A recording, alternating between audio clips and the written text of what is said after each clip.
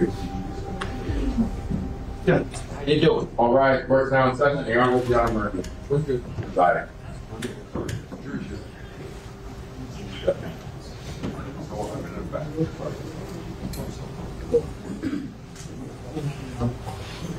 Thank you. I am all.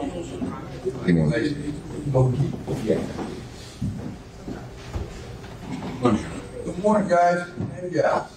Wait, it's just, here.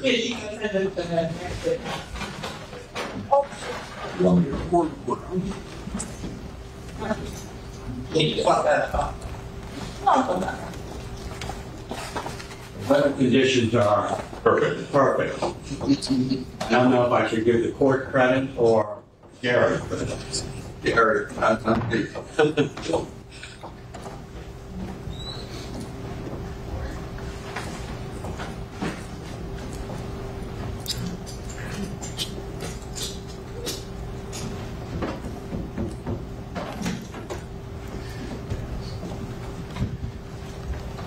He's the left.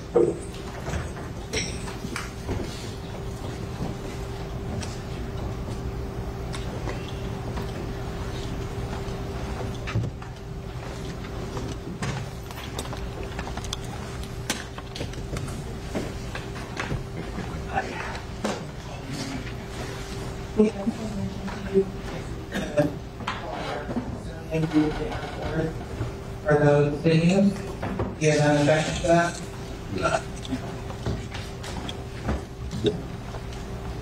That's it now. Yeah. No objection. For the court, of course. Here's the next You witness. don't have to look. Yes. Just on scheduling, in terms of, we're gonna, hold it as a term, she's a record custodian, we can understand.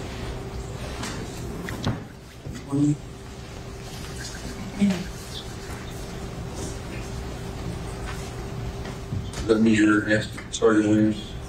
Yeah, we can Step down. I want you to wait for a minute.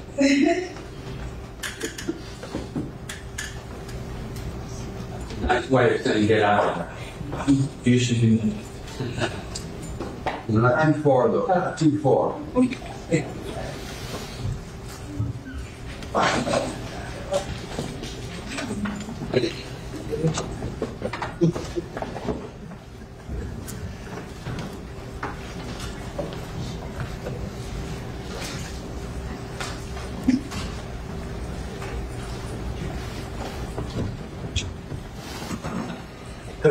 I need them.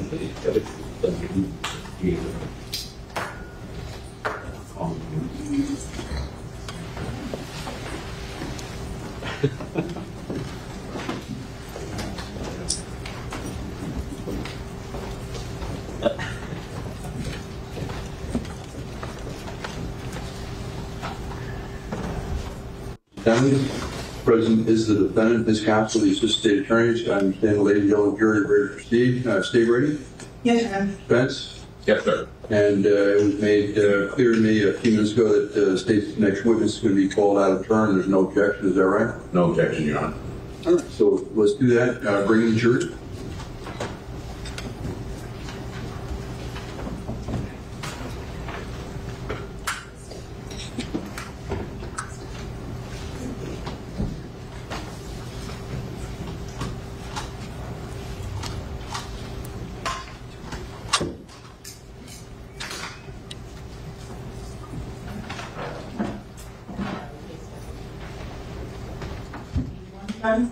Pardon me? 81. Jury entering.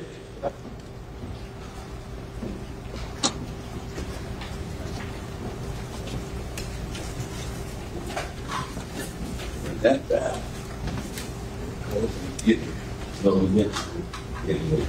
Get.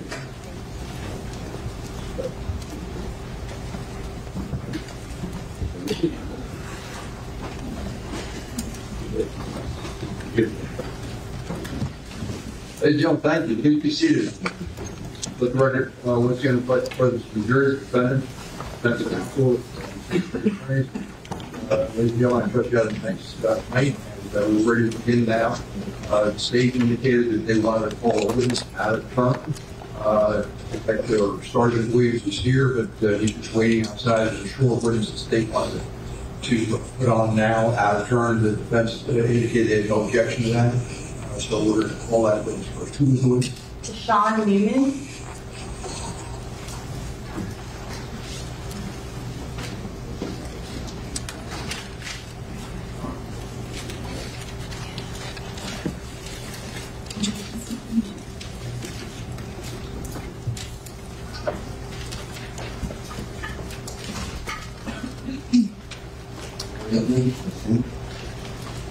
Good morning. Are you Ms. Sean? Yes. Welcome.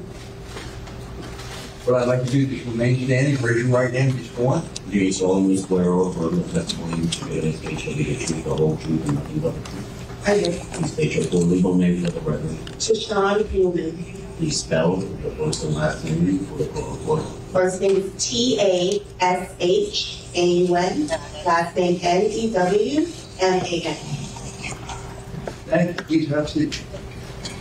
There's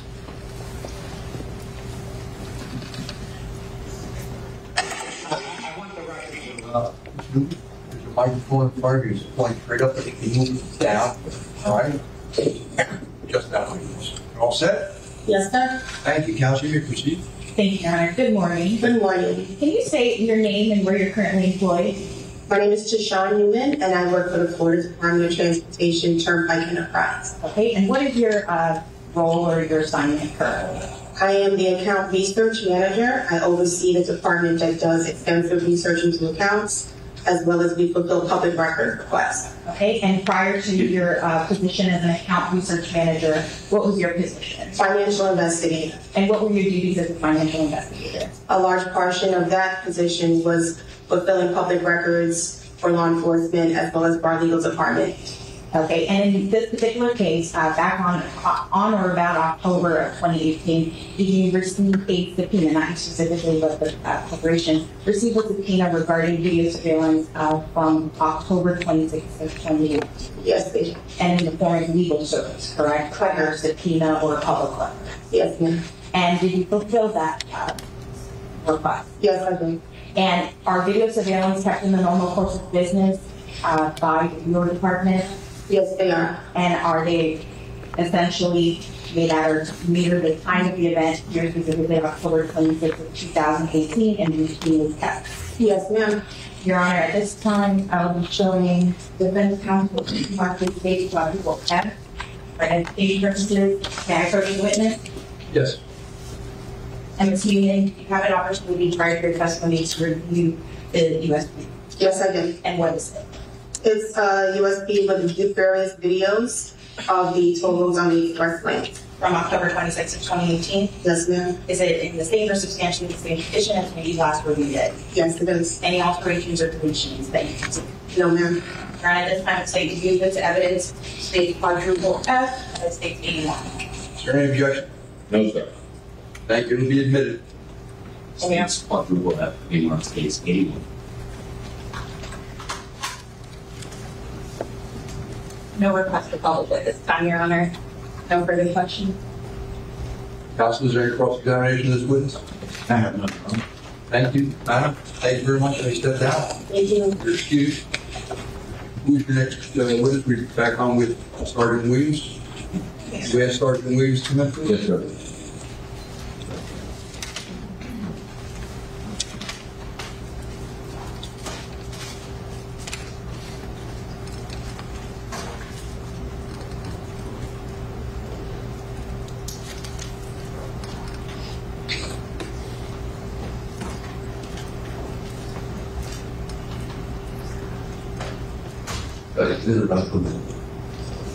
That'd be a minute, ladies and gentlemen. Anyone over the time, anything discussed? No? We're need a restroom break this time? All right, we're in recess. Thank you. It's always happening.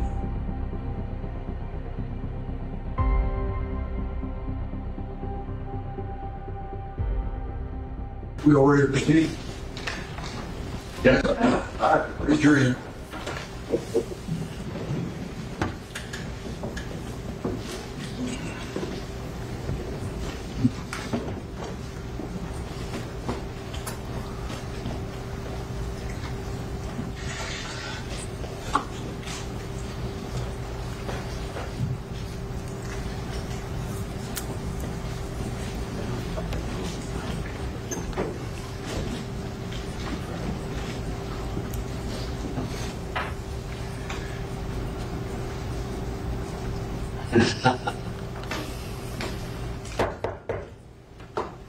Very answer.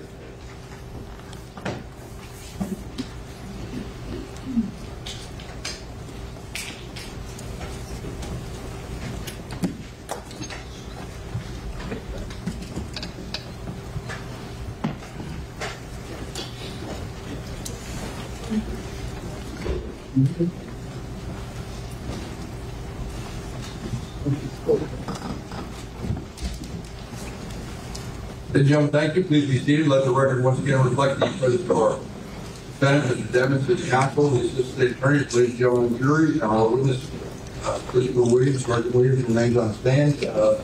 Sergeant, I just remind you, you still remain under oath, all right? And I think we're in the middle of your cross-examination.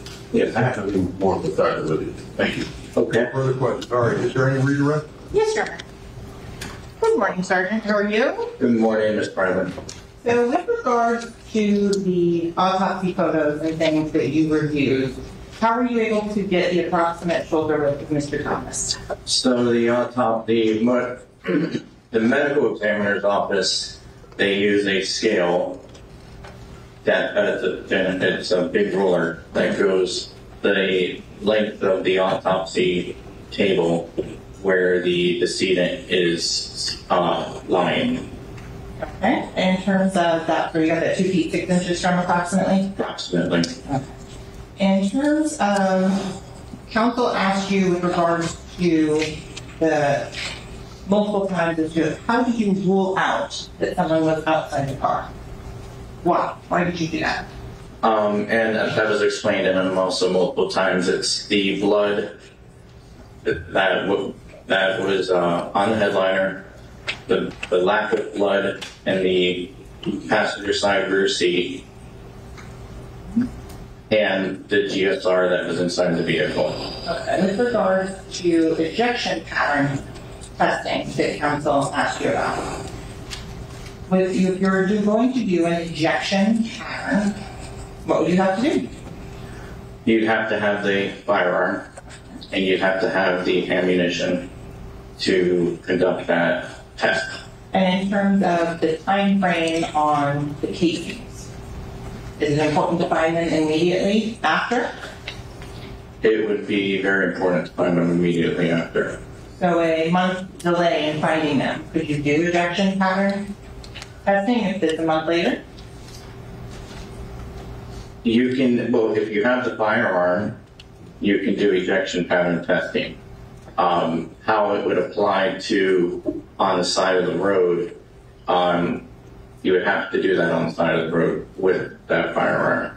And if individuals have gone back and picked up casings from the scene, how would that affect ejection pattern recreation? Individuals as in strangers?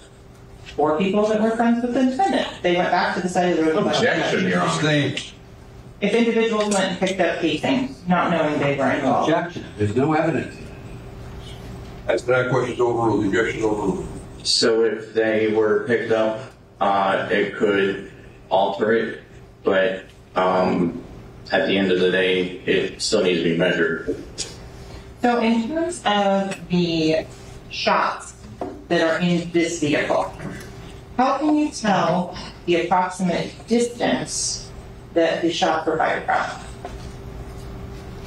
The approximate distance is obviously going, as I said, this is a unique case where our shooting is contained to a vehicle. So we have known distances within the vehicle, we have known distances of the, not necessarily the arm, but we have a known distance of inside of the width of people and the stippling pattern that is on Christopher Thomas, who's on the back seat, and some of the stippling that is observed on Anthony Williams, who was in the front seat. What about on the car? How can you tell that that wasn't shot from a mile away? You can tell that it wasn't shot from a mile away by the angle of it and its type of impact into the vehicle. So if it's shot from a mile away, the projectile is going to start tumbling again. It's going to go head over heel. As it loses velocity, as it loses its spin, it's going to start wobbling, and then eventually will start going its head over heel and then keyhole into its target. Did you see any evidence of distant fire in this case? No. In terms of the defendant in this case, you said you measured him? Yes. Do you recall if that was date that occurred on? Can I repeat it? If we need to refresh our recollection, please do. November 30th of 2021. And at the time that you measured him, was it here in the courthouse? Yes. And that's where your office was at the time? Yes. And could you describe his build? He's slender, but he's tall but slender. Okay. And in terms of, would you say that he has broad shoulders? No. And you said he was 5'6", right? Correct. In terms of that car that we were talking about, what's the best way to get an idea of how big the inside of that car is? You can measure it, or you can also view it. And where is that car right now? That car is in the forensic unit, forensic processing garage right now. Is it available for the jury to view this morning? Yes. If we may approach.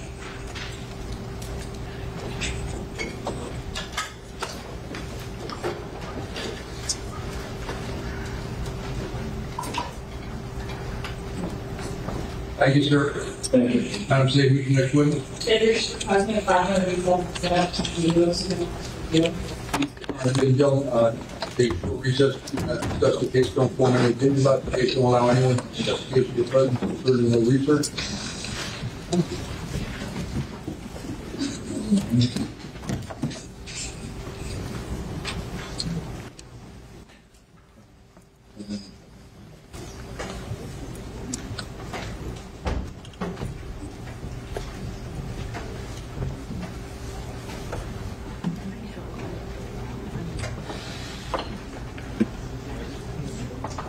Driver reflect the jury steps out, we'll be in recess.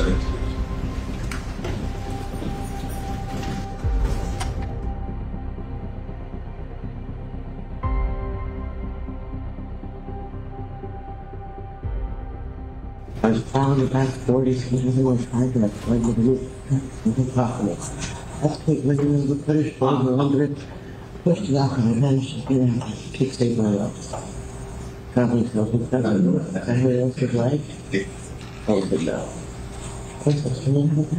He's like, I wish I was somebody to live in the 2 weeks ago in hospital, I lost down to sleep.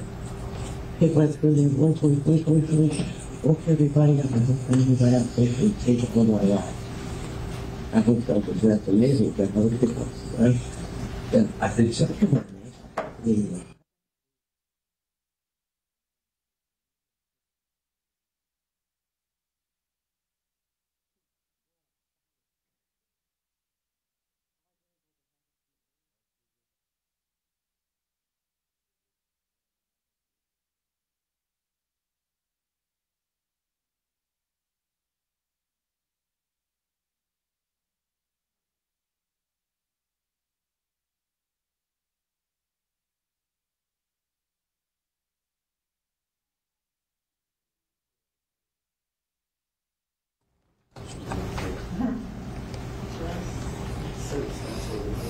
Yeah, and you know, that's really you got a key. What we want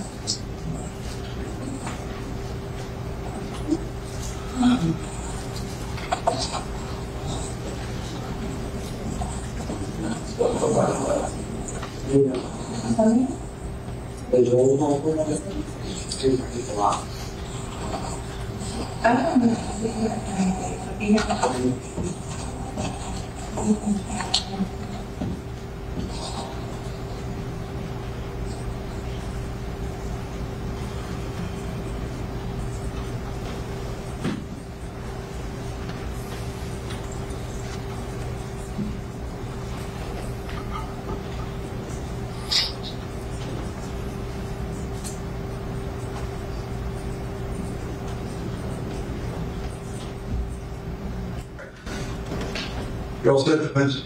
Yes, sir. All right, bring in Drew.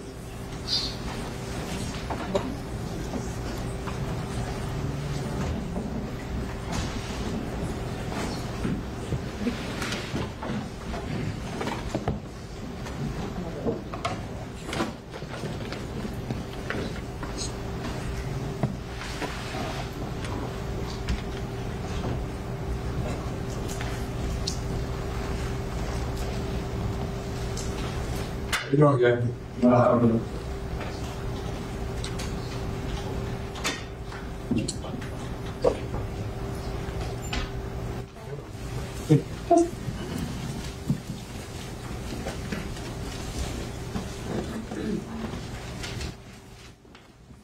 Thank you. Let the record reflect the persons of the defendants, this counsel, the assistant state attorneys, ladies and gentlemen of the jury. Ladies and gentlemen, I think the state's ready to publish. Is that correct, counsel? Yes, Your Honor. What exhibit number is this again? State publishing is 81. 81 and evidence. Yes. Here's the license code. For record purposes, I'm going to begin with I-595, eastbound and westbound express, 1026-18, 0320 through 430. Eastbound, closed.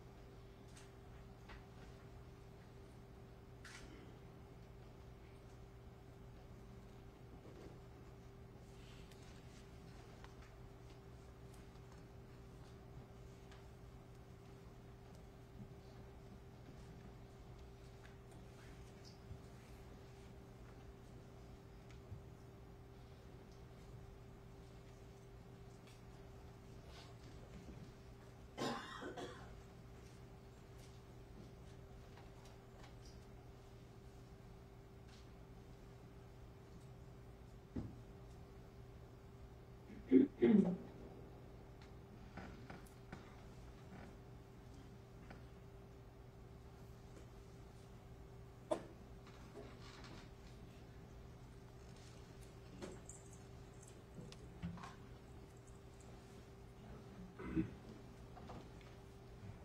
the record, I'm going to stop publishing at 3:37 per second.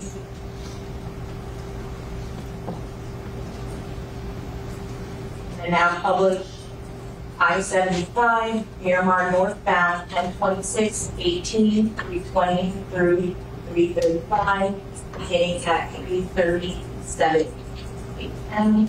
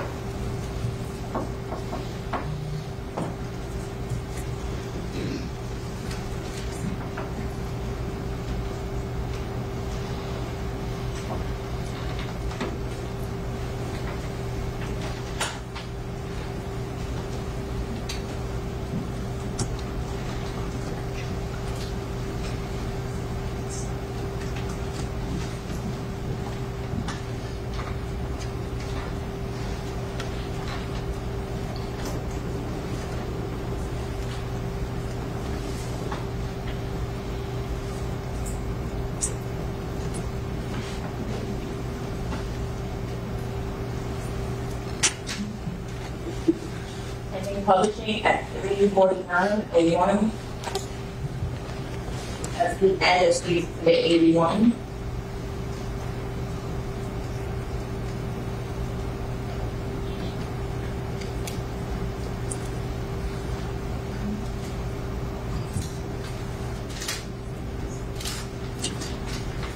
Published date 16/1.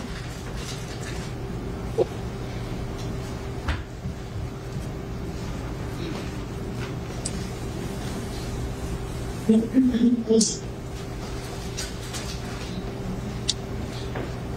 we transfer it?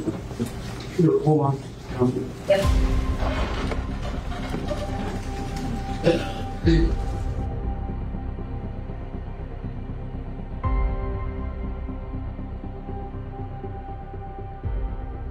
Production, those already been entered into evidence.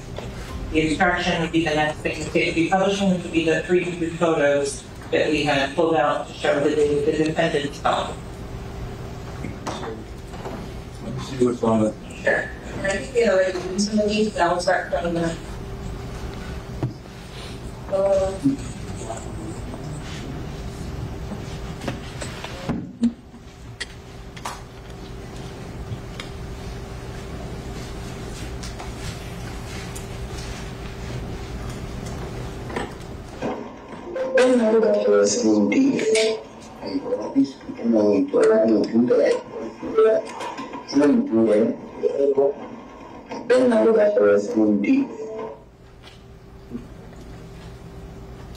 Thank you. So, these videos just to show ownership of the phone? Ownership of the Snapchat account.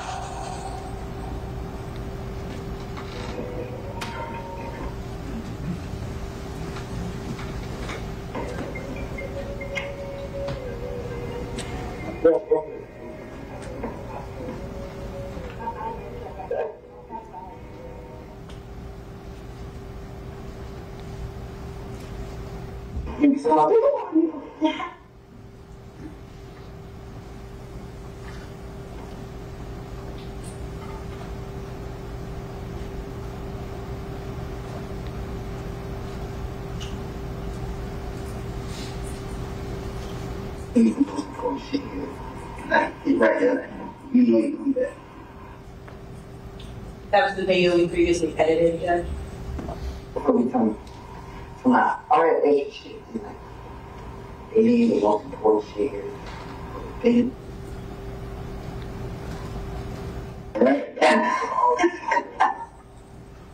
So, stop for a second. Which ones are you saying are need a balancing, 403 and out? Well, many of them are either way before this incident or way after. I don't know what the relevance is. She explained to me she's trying to establish who owns the Snapchat account because there's a dispute as to ownership of the account.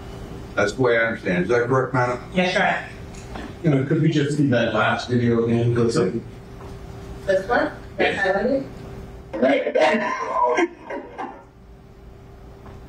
I know on these videos before there was an objection, and I took out firearms, and there's also one with Money and cash. all right. Anything like this on any of these? Yeah. Do you have anything on any of these? The next one as well, they both? This one? Yes. This bitch look like he got 5 kids at the student pickup right now, waiting. Do we know who Snapchat is based on what we just saw? Whether it was the other gentleman or Mr. What's the 403 analysis? Well, the relevance, the 401 analysis. I heard 403. All right, so relevance on past because they're trying to establish who owns the account. So the relevance objection's overruled. What's the 403 analysis? Okay, I understand, Your Honor, that it is overruled, but I'd just like to actually make the argument, which is, if their purpose is to establish ownership because of who is depicted on the video, that would be undercut if we're seeing other people depicted on the video. That does, if the person on the video establishes who owns the account, then it might be the other person's account. So that just shows that the argument does not carry weight. As far as the 403 analysis... You can argue that to the jury. You can argue that to the jury. Okay, I want to put my relevancy argument on the record for the court. As far as the prejudice is concerned, Your Honor, in each one of these, it depicts Mr. Demons in a what may be, and we've only seen it. One thing we want the court to do is see them all, not assume the balance of them is not going to contain information that may have a 403 objection. So we first want to see them all and not be ambushed and try to unring the bell after. You haven't seen them? We haven't seen the ones, we haven't had them identify the ones that they intend to play. I mean, if you download some social media with millions of items of information and then come in here and cherry pick some to show, we need to see what they intend to play so that we can have some basis to either interpose an objection or not. That's what they call a motion in limine. You file a motion beforehand and say, Judge, we need some determination as to all of these videos, which ones they're using or something along those lines. So we're not sitting in here while the jury's sitting in the jury room saying, what are they doing out there? The other reason for the rules of evidence and the need for authentication is before they admit it into evidence, at the time they establish its relevance. So this is the time for that. Not us asking, looking at 16 million items and saying, out of these, we are going to ask you to eliminate 14. The proponent of the evidence is the one that carries the burden of establishing the relevance of the evidence they propose to admit. And at that time, the relevancy or 403 objection becomes right because of what is ensued in the trial and what is left to be proved. And that is our position, Your Honor. And it seems that they only have maybe 8 more and they're a second apiece. I'm not quite sure what the prejudice would be to having them go through them so that the court can see what it is. So it's clear for the record, that is all the videos on Snapchat, that's the entire production that was sent in, so we're not cherry picking in any way, shape, or form on this particular exhibit. How many are there? There's 5 more, Judge? 17?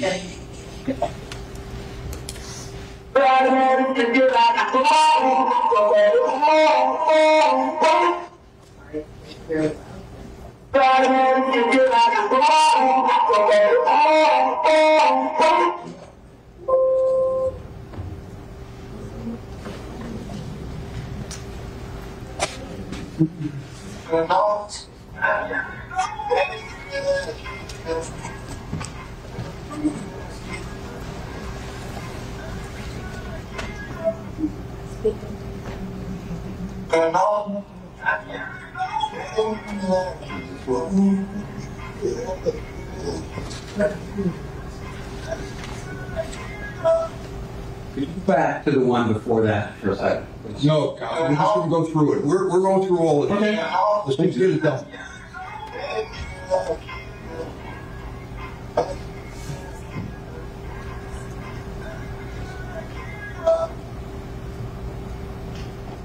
Last one.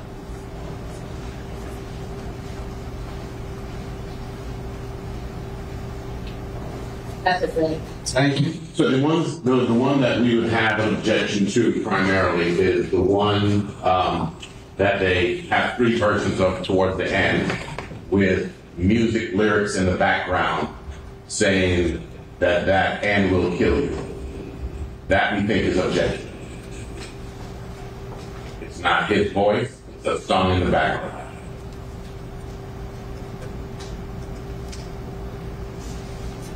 Lady.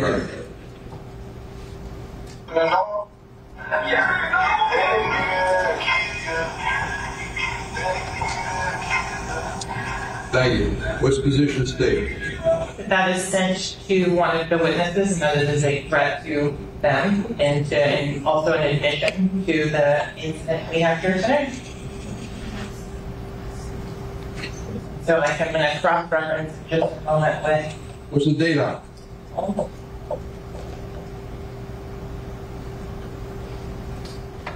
11/22/18. I'm sorry? 11/22/18. And that was sent to, hold on.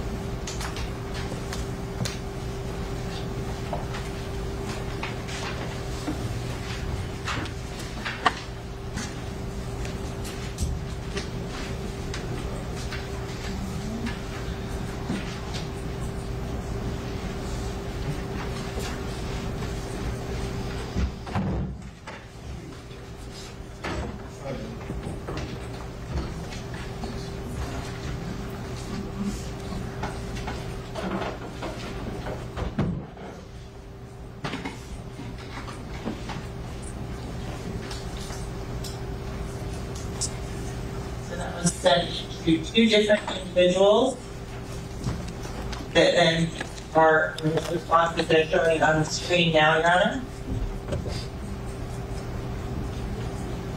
That there is a message that was sent from the defendant. It was a reply. That was a post that he had put on November 22nd, 2018. Then through the three messages on items 5, 6, and 7 are responses indicating that Mr. Demmons had posted that specific message online and acknowledging it that they had seen it as one of his stories at that point.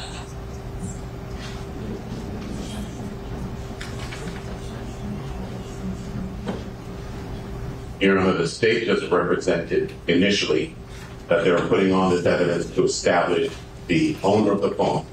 We then recognized that to have been a pretext because now the state is claiming that the purpose for those highly prejudicial videos is to show that they were sent to a witness.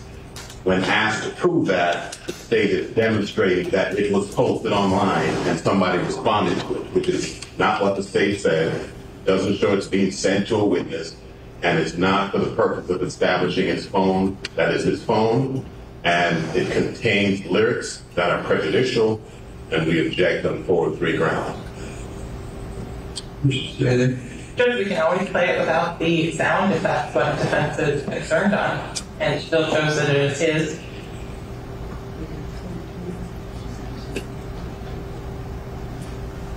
You're saying, though, the messages reflect that there's a threat.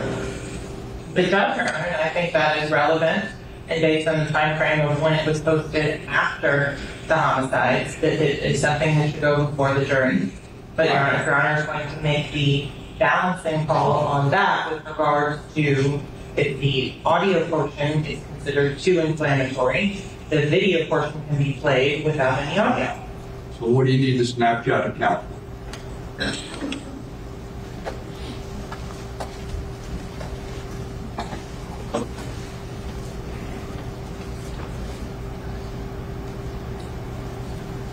So in terms of the information that's already been identified as Melly, Montana, belonging to the defendant. And if you go all down here.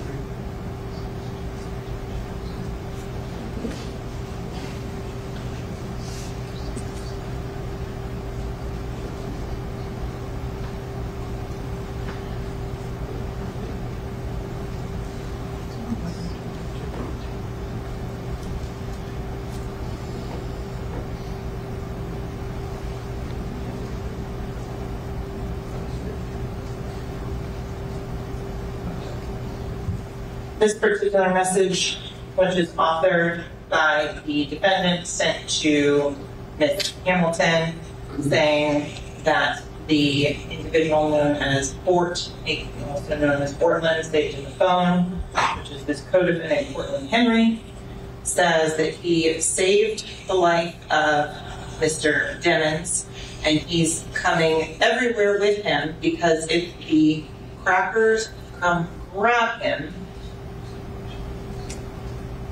it's my fault. You heard. That is November 9th of 2018.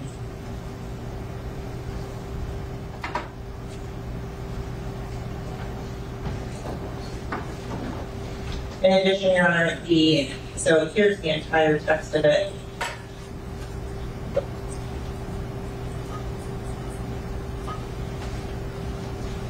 I'm going to keep you the read.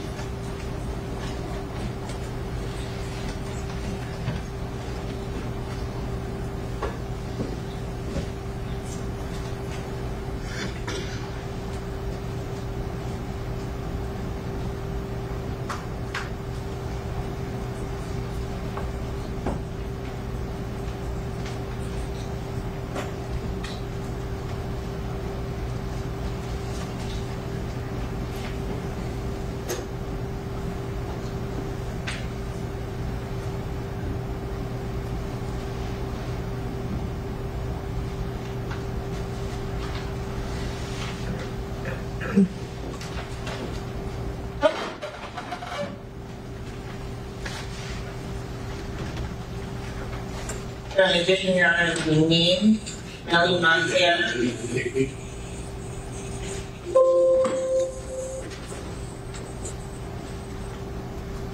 In addition, the Melly.Montana name links back to the Celebrate, which also helps show and support that the phone in date 64 belongs to the defendant.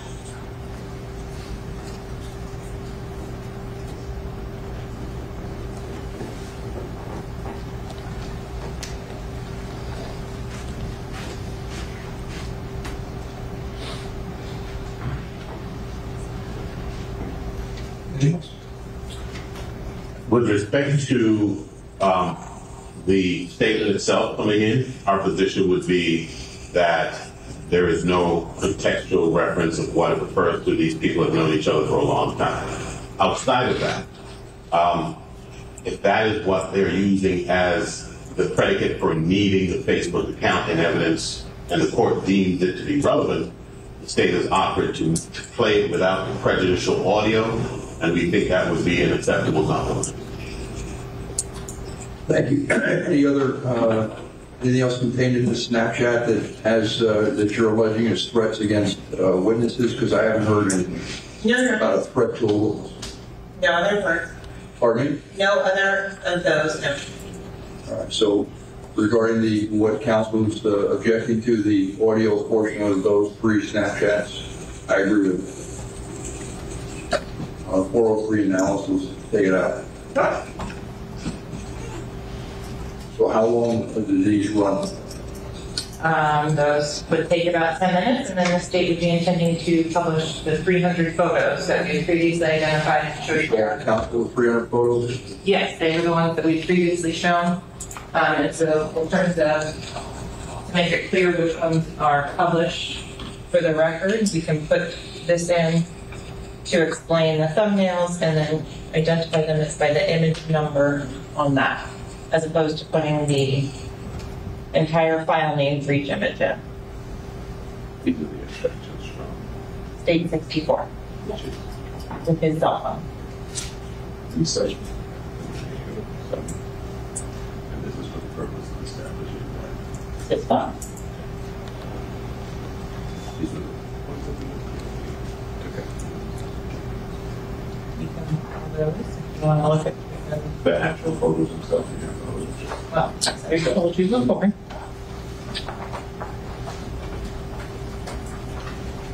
So, let's see.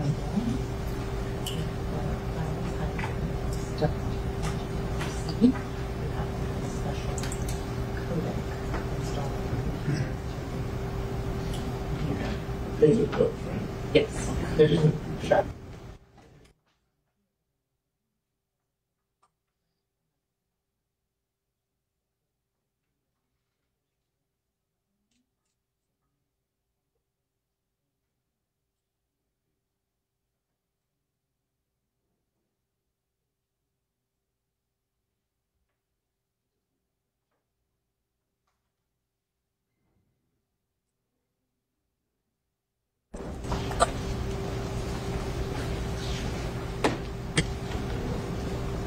So you indicated, I mean, your phones were showed to me the last time, and I indicated those had to come out. Talked about sexually compromising positions as well as guns. All those type of photos were out. The photos that are there would be ones that show the defendant's face, either on FaceTime calls or anything of that nature. There's no firearms that were in the photos that I showed Your Honor, my recollection. But that's absolutely reviewing them again, and I can put them up on larger ones if they need. I mean, I saw basic things. Counsel showed me two pictures in particular, which I agreed with, and they were overly prejudicial, not probative of anything, and they should come out. You're saying there's no pictures in this exhibit that discuss that, is that correct? Correct, Your Honor. And I'll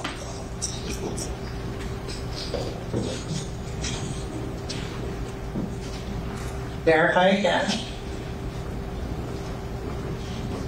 Could we answer these stickers for a second? Sure. Thank you.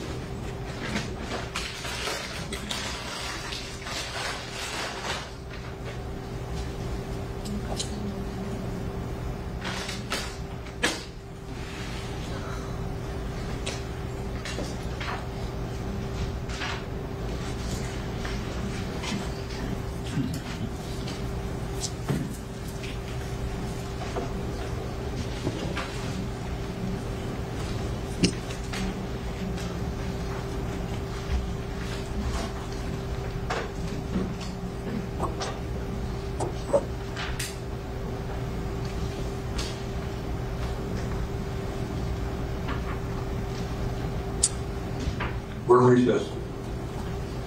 Thank you. Devin, do you need a restroom break? No. Melly. Do you? Yes. All right, we'll arrange that, please. Yeah.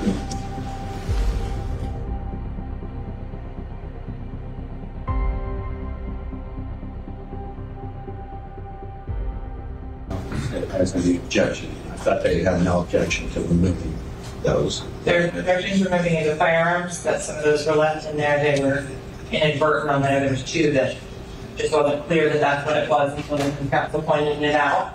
But as to the money and things like that, those are images that were taken on the phone.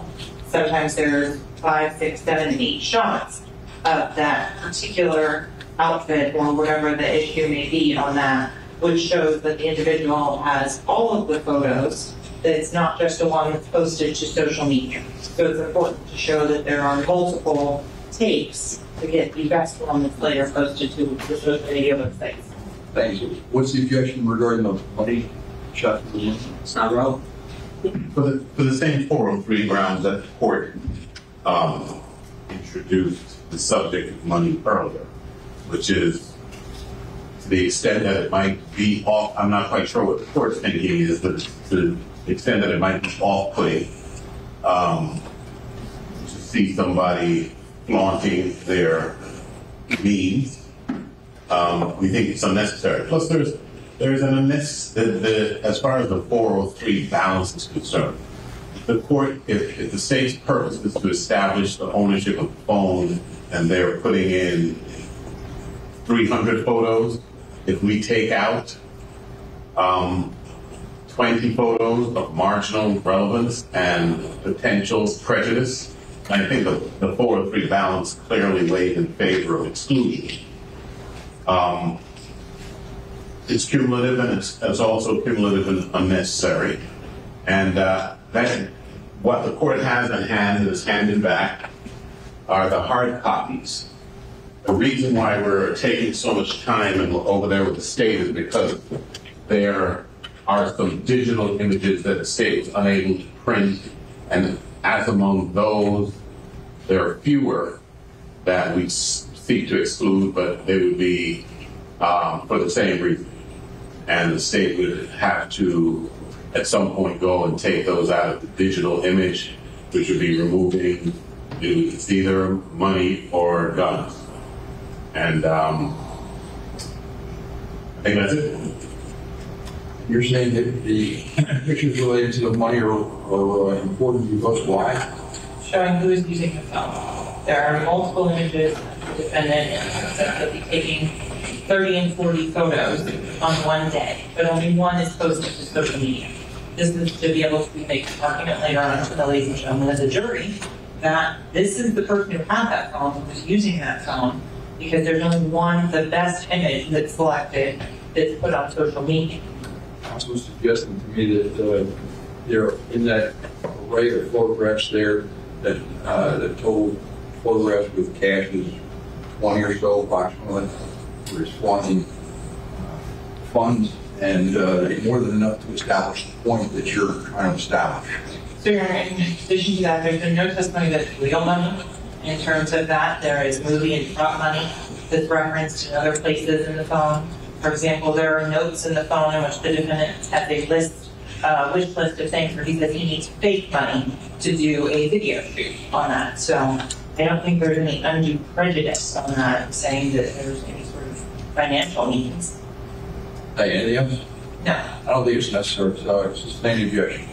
Okay, so we'll go through and then create a new selection of those photos with defense. That way we can get that forward to the gentleman jury. How long is that going to take? About 45 minutes. So I'm going to bring the jury in now, send them to lunch, tell them to come back at 1:15. Did I give you enough time? Yes, sir. No, before we do that, I'm of the impression, and it might be wrong, and I stand corrected if I am, that this concludes the evidence that the state has to present today, absent the court ruling that the jury can go and view the automobile. And we have been presented with a written motion that they have fashioned very quickly, nice and efficiently. We would want an opportunity to respond. And so we would object to the viewing of the vehicle today. And if they're going to take 45 minutes of the jury's time to take out photos digitally, and that's all they're going to do when we come back and play them, we might as well include and pick this thing up on the 10th when we return. So that's just my suggestion, and it's predicated on an understanding of what the state has presented. Thank you. So what is it that you need to do to prepare for a motion to do a jury view? Well, look at some research, particularly with respect to the purpose for that the state has advanced, which is to demonstrate the dimensions of the inside of the cabin of the vehicle. If it is to do that, the jury going and viewing a vehicle with 5-year-old congealed blood in it, a steam, we might very well be able to find a substitute automobile that is clean, that we can rent, that will serve the same purpose. So if the court is of the opinion that the state is entitled to have the jury examine the dimensions of the vehicle, they can do it in a clean vehicle where there's no prejudice. So we want an opportunity to go rent one so they could go and see it. Opportunity to find one that is of exact dimension so there be no prejudice. And to proceed that way. And an opportunity to research whether or not, under the circumstances, they'd be entitled to do it at all. In addition to that, Your Honor, we'd ask the court to review the Judge Stiegel's order denying the state's motion for review by jury of the proposed scene on the grounds that there are numerous photographs. The exact language is the state has ample evidence from which a jury can gain an understanding, and in this case, the place where the alleged shooting of the vehicle on 27 occurred. And as such, the court, Stiegel, denied that jury. There are plenty of photographs of the Jeep. I think the state introduced somewhere in the area of about 40 to 50, possibly more, photographs of the Jeep. There's no need to do that, but if the court is considering it, we obviously need time to do a little research. Here in the state review judge said, asked the defense counsel numerous times if they wanted to view the vehicle and be able to make an accurate determination of that. They've declined to do so on any prior occasion. The vehicle is downstairs, Your Honor, and defense wanted to look at it to understand that it is not gory or gruesome in any way at this point. There's no bright red blood stains or anything like that. I would suggest that that would be important for defense counsel and Your Honor to see before making any such determination. A couple things. Number one is that I wasn't aware that Judge Stiegel already ruled on a motion for a jury review. Not of the car. That was done with regards to transport the jurors to the scene, so give them an understanding of the time and space from Fort Lauderdale to the edge of the Everglades. So that was a separate with regards to a jury transportation into that. So you're suggesting what Mr. Adelson just represented to me had nothing to do with the jury view of the vehicle. Correct. That is correct. I said the scene. And if the court misunderstood me, I apologize if I did not. I didn't hear that. Regardless, counsel, I spoke with Mr. Tom Wolf, who advised me that you mentioned to him this morning about the jury view. He came to me, and then I got a call from Captain Tianga telling me that it would basically be impossible to do a jury view today, that if they were going to do it, they needed time and wherewithal to a secure area, because the jury view would, I assume, require the defendant to be there. It would have to be unshackled. This counsel would have to be there. You'd be there. I'd be there. The jury would be there, and it would be, they'd have to secure the area. And what was explained to me by Captain Tiang is that's not a secure area downstairs, and he is concerned about it. So he said it couldn't be done today. If you went so far as to ask for a jury view of the scene from Judge Siegel, I would have thought you would have filed a motion pre-trial regarding seeing a jury view of this as well. And you didn't, and I would have thought you would figure that out before you say something to the jury that it can be done or would be done. You know, that's the way it was. The implication I got. I would just think you clear that with the court before you start telling the jury about it. In any event, so we're going to bring the jury in. I'm going to tell them to be back at 1:15, and you go ahead with your publishing. But according to what I've been told by BSO, jury viewing isn't happening today. So we can talk about the motion. We can set it down for hearing next week or tomorrow, whatever you all want. We'll figure out, pick a date, we'll talk about it. But it's not going to happen today. I understand. All right, bring the jury in, please.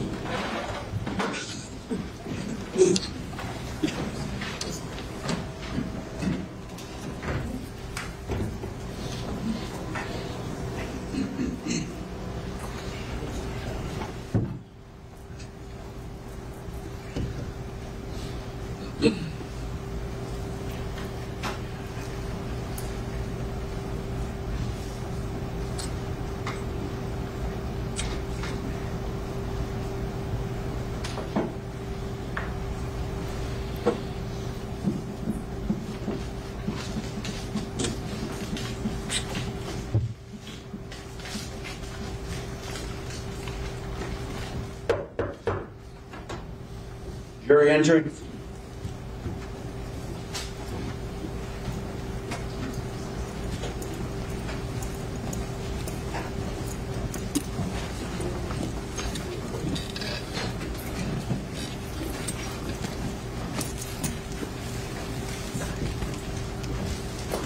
Ladies and gentlemen, thank you. Please be seated. Let the order once again reflect the presence of the defendant, the counsel, the state attorney, please join the jury. Ladies and gentlemen, I apologize. It's going to be quick. I'm not done with the attorneys. I need some more time with them, so we're going to break for lunch now. See everybody back at 1:15. Just remember, you can't discuss the case, all right? So you can go bed on your chairs, no research, no forming anything about the case, no allowing to discuss the case in your press. See you back at 1:15. Thank you, ladies and gentlemen.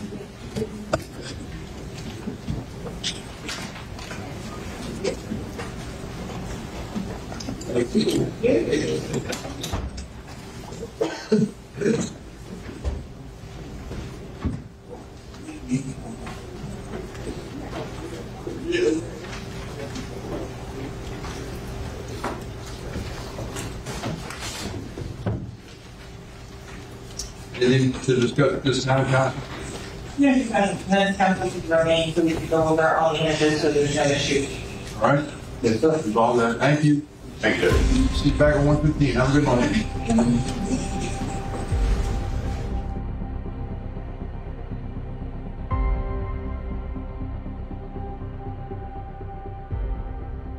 Counsel, you all ready to proceed? Yes, sir. Yes. I think that one thing that we can discuss, I think, with the jury, the state would like to be is the identification of the decedent, specifically Christopher Thomas. Your Honor had previously ruled that we can not, without proffering to you what we've done. What? I'm sorry. If you recall the arguments previously when the defense cited case law, Your Honor was asking us what efforts we made to utilize non-family member for purposes of identification of decedents. So we have at this point subpoenaed multiple witnesses, including, for instance, Travion Glass, who refused to come to testify. We've also subpoenaed Patrick DeLoach, who has had unsuccessful service on. We've subpoenaed Frito Bang, whose legal name is Frederick Gibbons. He has refused to comply with subpoenas, and his attorney, Zitty Davis, who had previously accepted service on his behalf, is now no longer accepting service on his behalf, and we're unable to bring him in. And there was an additional witness who we have not been able to serve, Jacoby Mills, we have not been able to serve. At this point, the state's arguing and be requesting that the court allow us to use the family members as the only credible witnesses that the state has to identify the decedents. Today, specifically, we could call Leandra Phillips, one for the purpose of identification, but also for other testimony. That's all. Thank you. Your Honor, we find it to be disingenuous to make the argument that witnesses that the state has been unable to contact for the last 3 years, and they know they have, to say, but we really have been trying while we've been in trial, as though those 4 people who they know to be unavailable are the people that comprise the universe of people that can identify the two decedents. That's clearly not the case. For there to be a good effort, a good faith effort to identify somebody who's not a family member, they should maybe broaden their search to somebody that the family might know, maybe a very distant relative, something of that nature, as opposed to the 4 witnesses that they know that they have been unable to reach for 3 to 4 years. To now come and say, you're really still trying to reach them, Judge, is not passing the hurdle of good faith effort to find somebody other than a family member to testify. That is assuming that these are the only 4 people they know. And they already know that they can't find these people because they haven't been able to find them for 4 years. So to now come and say, we still can't find them, but we really have tried for the last 2 weeks, is not moving the ball an inch. In addition to that, Your Honor, Yes. in addition to that, Trevon Glass is scheduled for a deposition tomorrow. The state informed us just recently during the lunch break that they anticipate he'll be here for deposition. So it's a little immature for them to bring up premature. I'm immature. To bring that up now. Hey, Counsel, have you discussed with the witnesses the possibility of identifying the family members? Yes, Judge. In fact, that was the reason we sought out Trevon Glass after obtaining the address. We specifically told him that we would only be calling him for the purpose of victim identification. He said even that he would not be willing to come and testify due to safety concerns. If Your Honor also recalls Ms. Bradley when Felicia Holmes was on the stand, she indicated that although she had met the decedents, that she was unable to identify them and unwilling to do so. The case law doesn't require the state to search the universe to be able to make an identification. We're proffering to the court that based on the discovery, based on our review of the case, we have no other credible witnesses that can identify the decedents. My question, though, was maybe I wasn't clear enough with my question. Have you talked to family members about when they assuming they testify and they are able to identify their loved ones, that it's basically concerning about what type of emotion they show or reflect, and we're looking really for like an analytical, not some type of emotional response. Absolutely, Your Honor. I spoke with Ms. Phillips previously when we had first addressed this to remind her. In fact, Ms. Bradley proffered to the court that what we would do to minimize any sort of emotional response from the family members is that we would not even show them the photographs while they were on the stand. The photographs are actually already in evidence, so what I can do is just, having already previously shown her outside the presence of the jury, I would ask her to identify the ME number associated with that photograph. And identify her son. And just for today's purposes, we would be only using Ms. YNW Melly. Number one, the rule wasn't voted. They never brought that to the court's attention to get permission to allow any witness to remain in the courtroom. The court recalled at the very beginning of this trial, we discussed Jamie King, the mother of our client. And the court, the state said they were not going to call her and had no objection.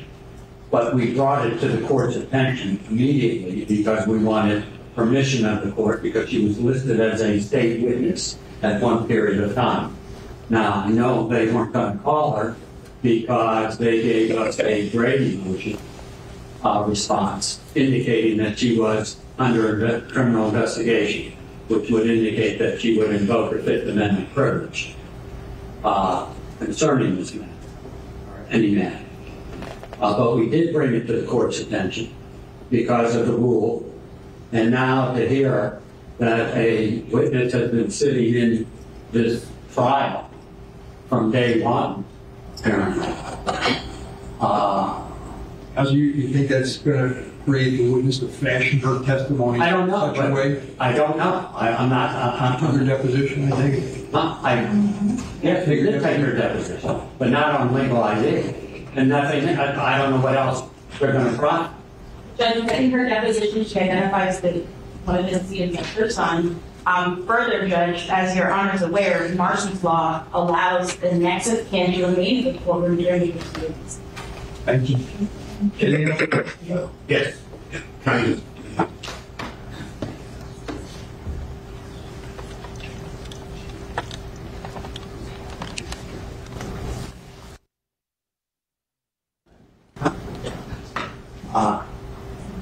I'm not trying to belabor this, but certainly I've not heard any inquiry from the state to the mother of the parents or any close relative if they know of any of his friends or any distant relative. My experience suggested more than half the times that this issue comes up that there's a stipulation. I understand the defendant doesn't have to stipulate the identity of the alleged victims. Typically, it's done by some agreement already stipulated to it. It wasn't done in this case. That's fine. You raised it earlier, and I said that's fine. Steve, you can get somebody else. Counsel explained to me they made a good faith effort to get somebody else to be able to testify. That hasn't happened yet. There's a lull in the proceedings. They want to move on and cross that T, dot the I, and have the alleged victims identified. I also want the case to move along, but quite candidly, they have not even inquired from the family about any distant relative, or I've not heard any proffer from them, or any friends of his that could come in. I just heard her indicate 3 or 4 people that she... Those were all state witnesses that they have not been able to locate for 4 or 5 since the inception of this case. They've all been implicated, and I would suggest to you that one of the problems they have is that they could be charged with a crime. I don't represent them. I don't profess to represent them. I have not met them. But the witnesses that they have spoken about are all individuals that were at the studio or in one of the cars. What's your concern about a family member identifying a victim? Well, I think the case law is clear. That's frowned upon because of the potential problem. And what's the potential problem? The emotional problem that would cause a mistrial. And we've now been in this. Didn't counsel just, and didn't I just indicate or ask the counsel to advise me if they've spoken with the family member who's going to identify, and they've indicated that they're going to do whatever they can to minimize it. They're not even going to publish the picture at the same time, is the way I understood it. Well, right? So yes. I'm asking the counsel respectfully. I understand your objection. I asked the state to see what they can do to get a different witness in.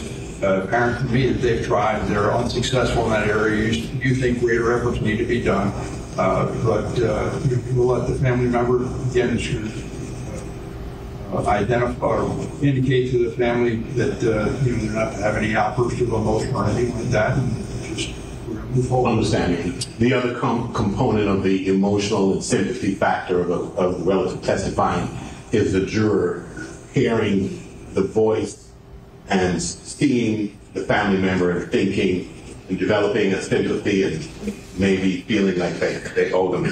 So there's, even if they don't become emotional, the risk of that happening does exist. They show, autopsy photos and everything else. There's all types of, and the juries are explained to try to, you got to separate the emotion from it. It's part of the jury instruction that we're given at the later time. Serious case, and it's certain pictures and certain things are emotional. You're explain that in the instruction that they're not to let emotions play a role. We understand the court's ruling, note our objection, and we certainly don't want to stand up and object of this testimony in front of the jury, because I think that draws more attention. So if the court will allow us to have an objection to this. Do they have any objection to it? Standing objection? Just for the record, Your Honor, they might as well say they look for Jimmy Hop, because they made no effort beyond what they already know or they just came and voiced the name of people they haven't been able to. Like a tandem thing. I thought we talked about one attorney making the argument, it goes back and forth all the time. Just want to make sure we have a complete record. Well, then talk to yourselves about it beforehand, but one attorney making the case, she's arguing for the state on this issue. One of you should be able to argue the issue, not have both of you come back and one after the next. All right, I've ruled. Thank you, sir. Let's bring the jury in.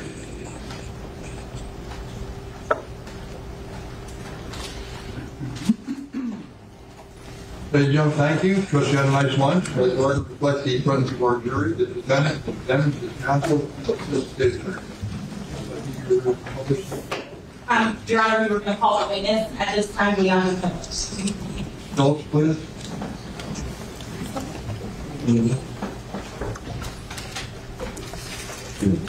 Mrs.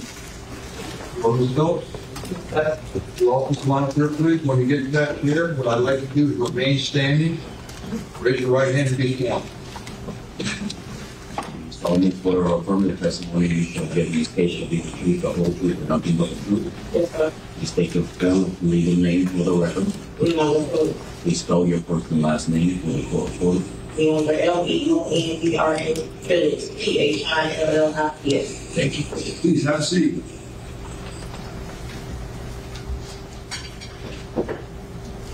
Ms. Phillips, that microphone will go up and down. It doesn't move back and forth. Okay. Counsel, you may proceed. Thank you, Your Honor. Good afternoon, Ms. Phillips. Hi, Can you state your name? Your full legal name for the jury? I'm Leon Phillips. Okay. And are you related to one of the decedents in this case? Yes, I am. How's that? I'm his mother, And who is that? Christopher Thomas. And you have previously been shown outside the presence of the jury a photograph with ME number 18-3119. And that was a head photograph. It's now in evidence under case 75. I believe it's photograph number 4. Who is that? Were you able to view that photograph? That was my son. If you recall, we showed it to you previously, the headshot with the medical examiner's number. Who was that in that photograph? Christopher Thomas, my son. Okay. And also, publishing states 7.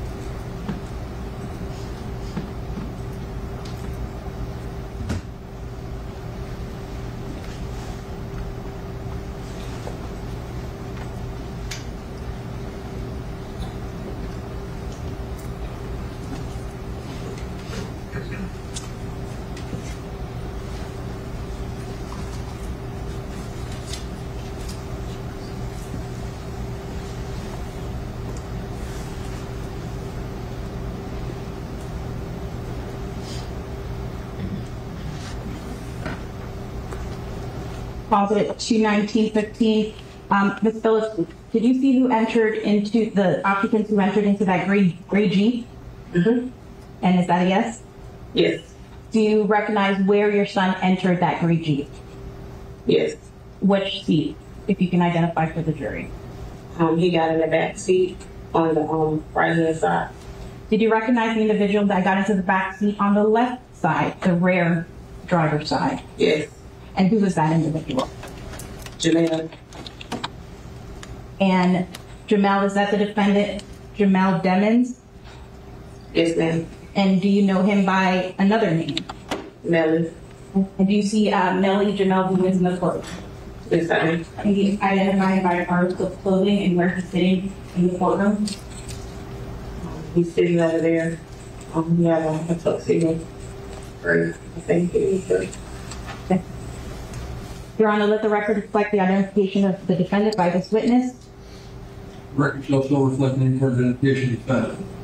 Nothing further. Ms. Phillips, we want to express our condolences to you. Thank you. Thank you. Nothing further. Thank you. Sit down. Thank you. Time of case published 61, state 60.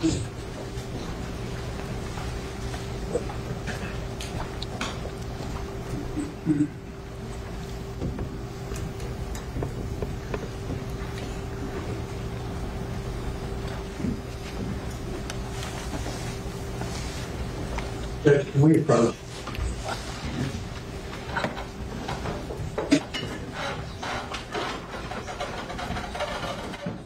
The public from state's table. Yes, Councilman.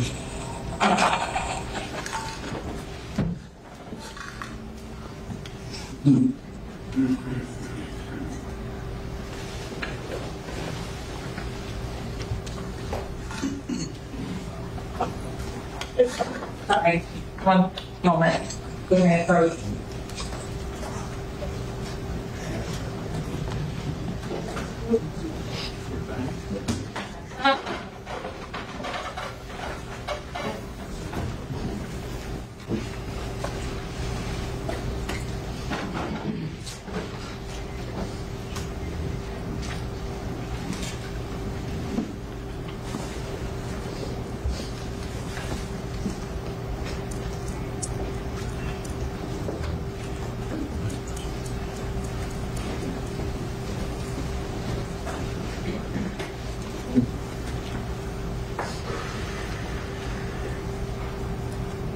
Publishing photograph 1.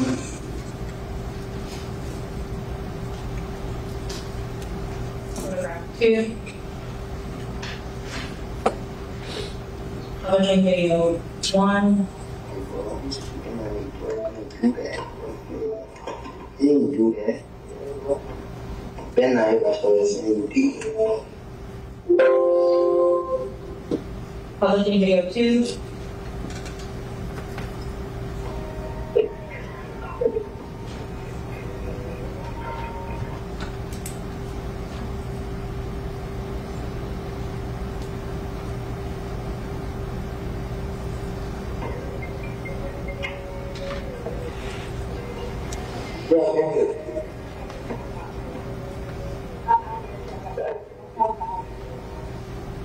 Video 3.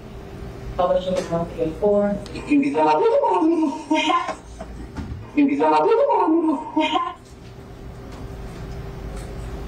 Publishing video 5.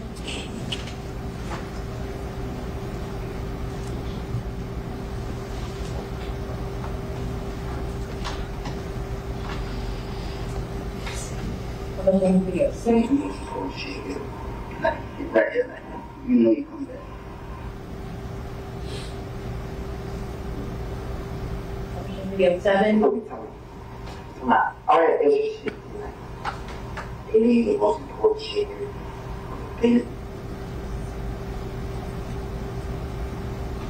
Publishing video 8.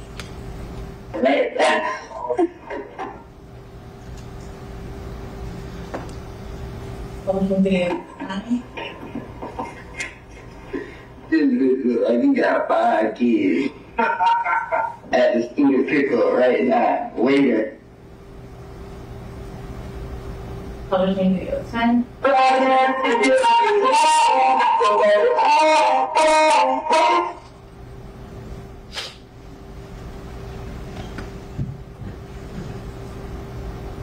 Publishing video 11.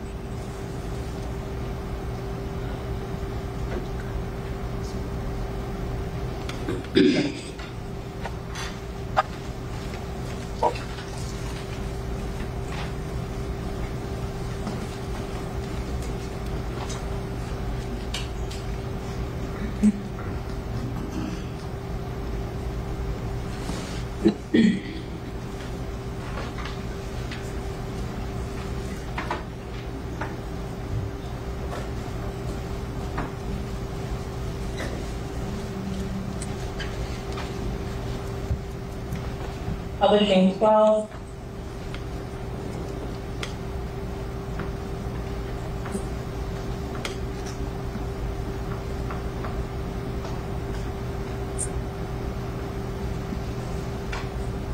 Publishing 13.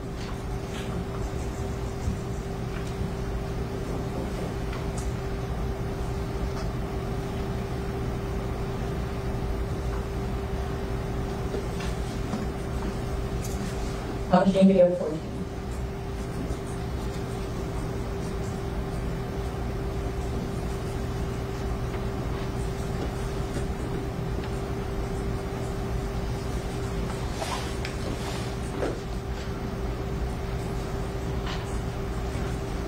Photograph.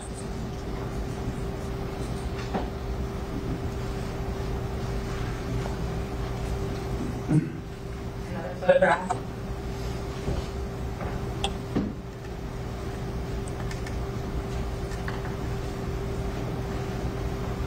Third photograph in that series. Fourth photograph.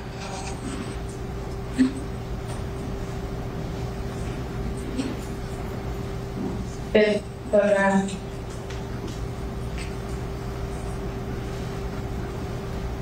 Sixth photograph.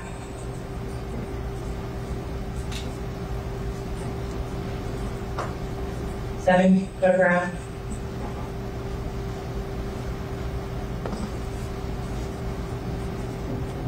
Eighth photograph.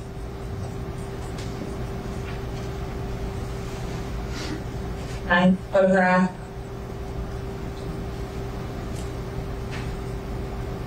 10th photograph.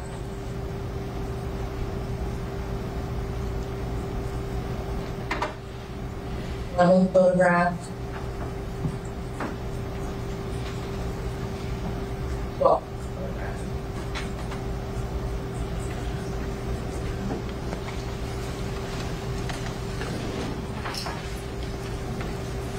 That's the end of stage 1.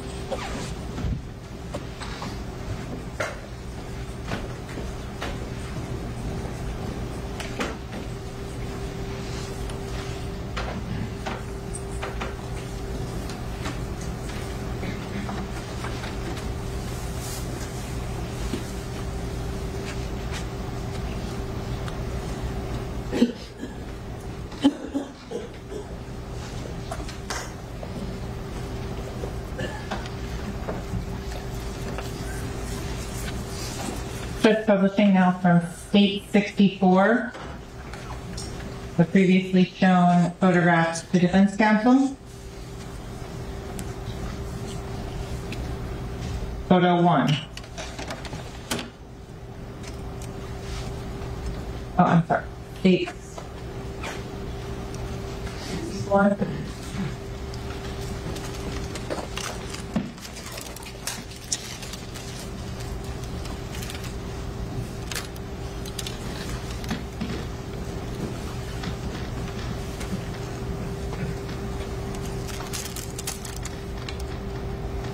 Before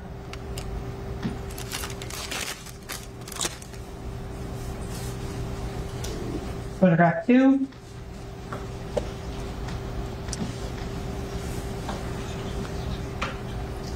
photograph 3,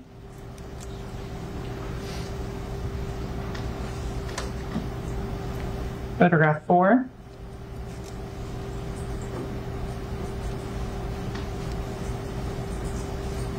photograph 5,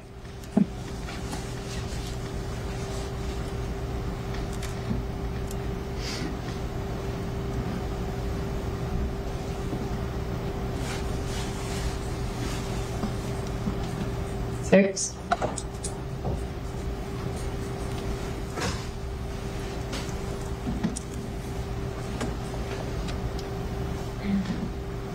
I'm sorry, 6,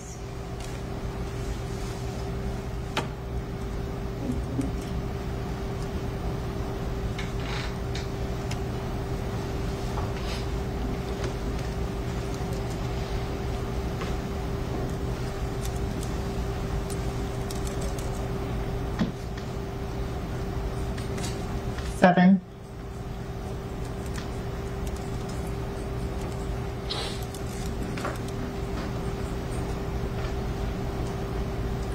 8.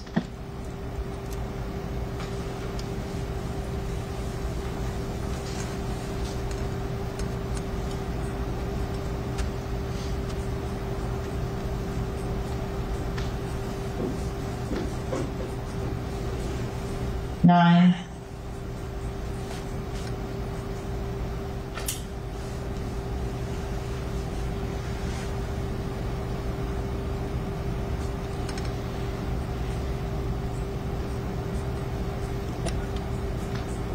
10.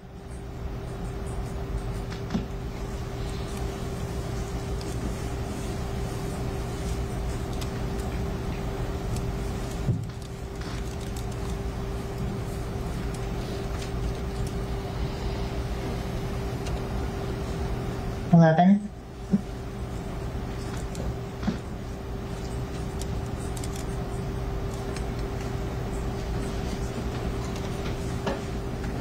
12.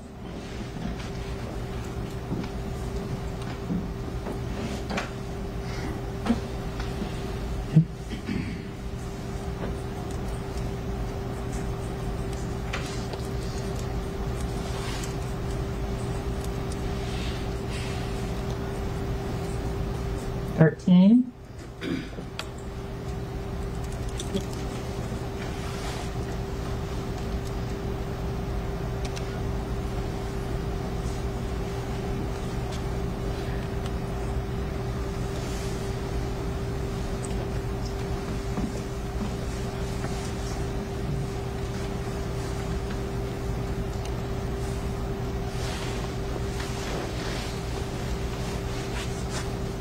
'I'm going to use the other computer. It works a little bit better with just a momentary delay.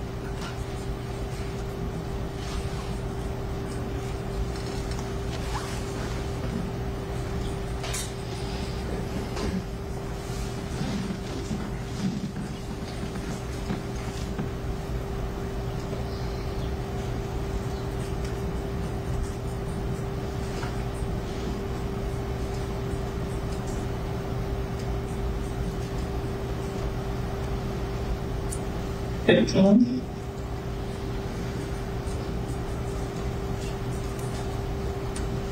16.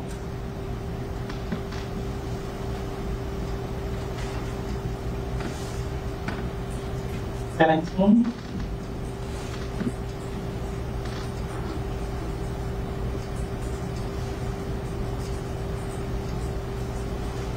18.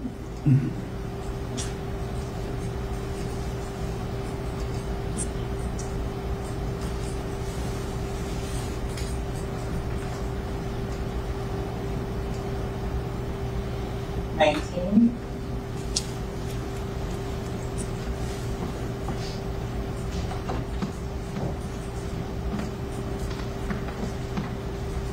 20.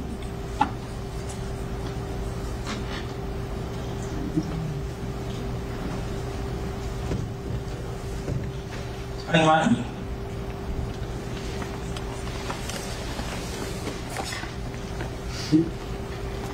22.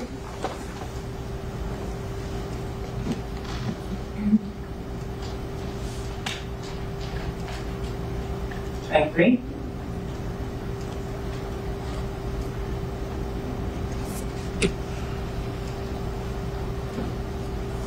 24.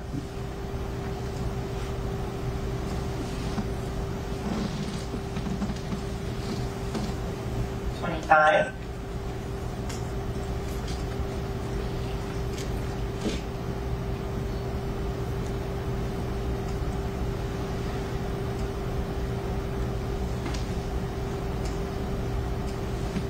26.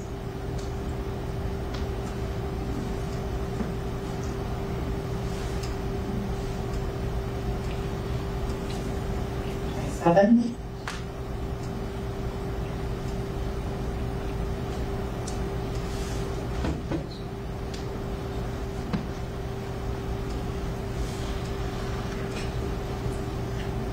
Eight.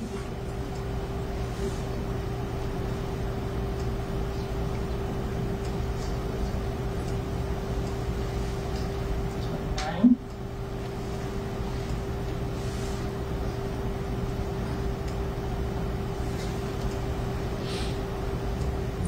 30.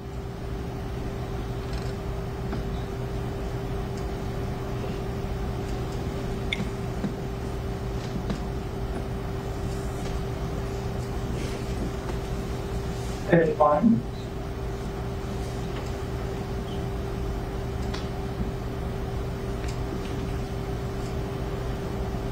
32.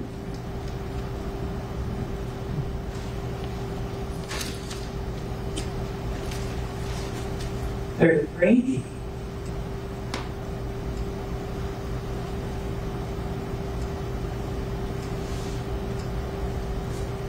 34.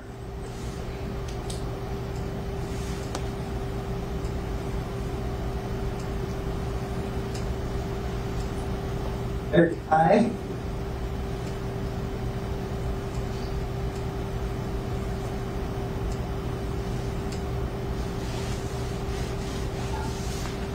36.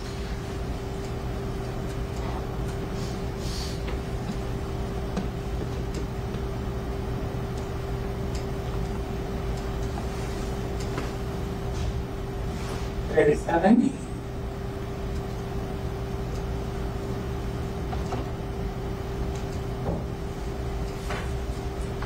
38.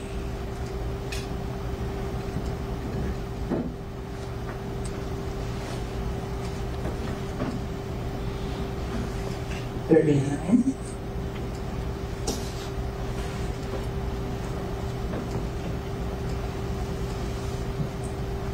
40.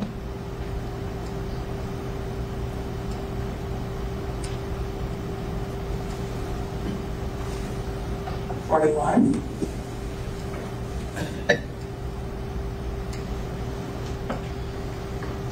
42.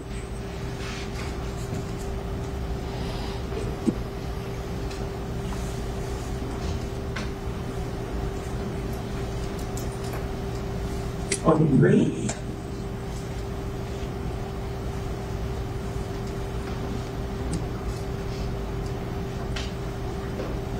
44.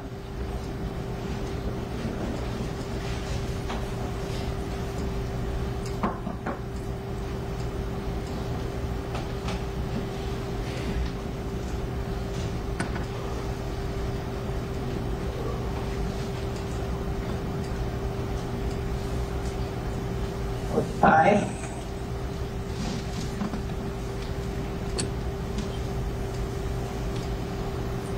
46.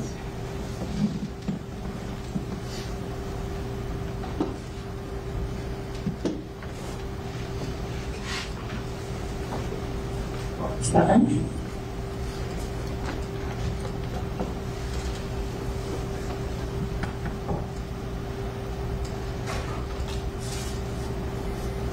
48.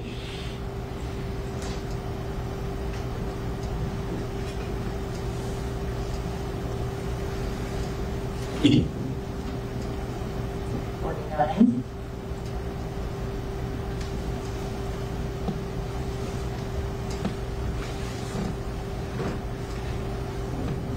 50.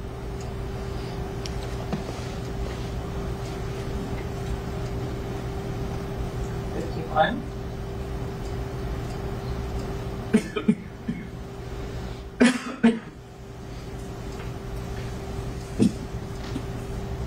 52.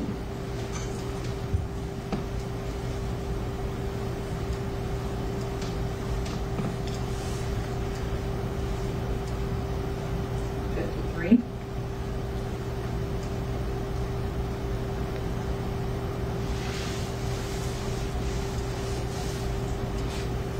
54.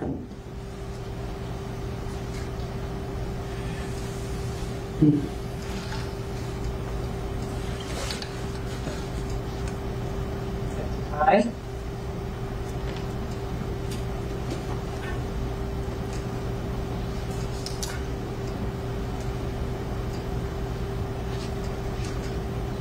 56.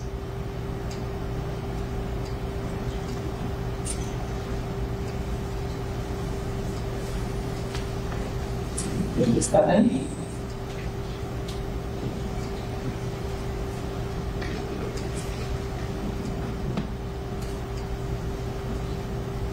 58.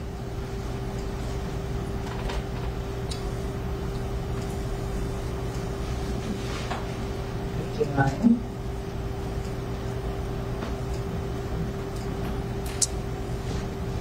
60.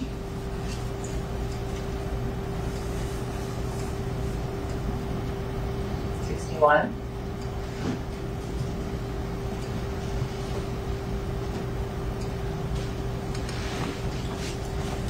62.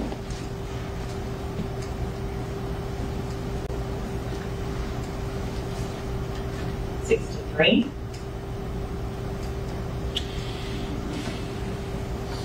64.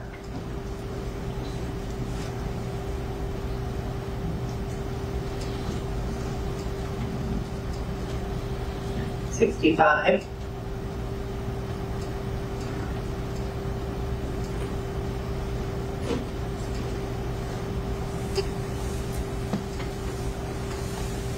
66.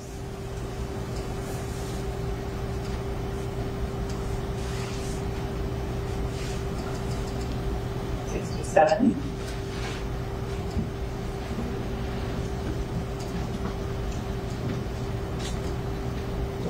68.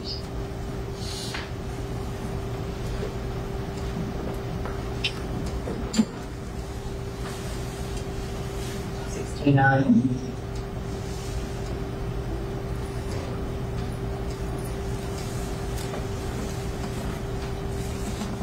70.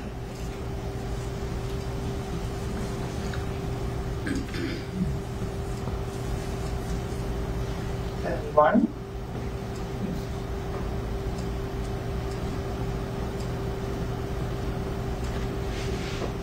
72.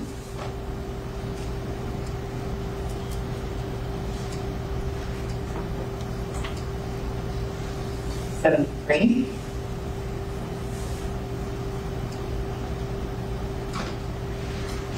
74.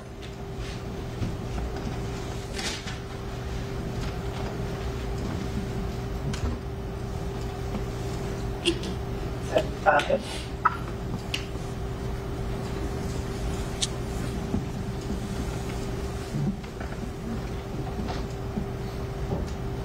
76. 77.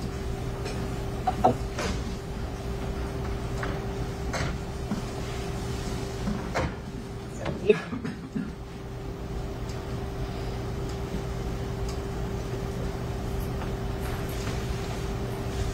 79.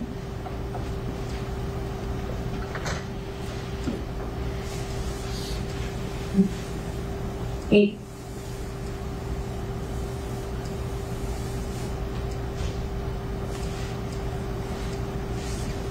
81.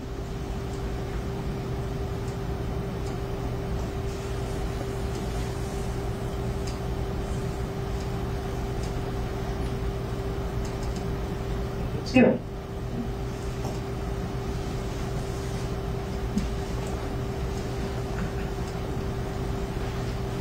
83.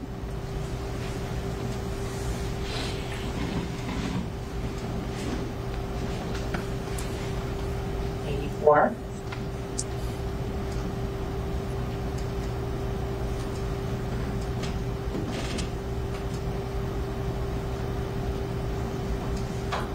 5.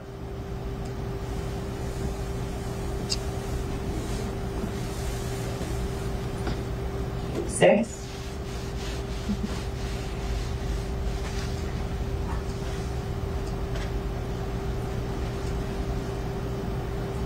7.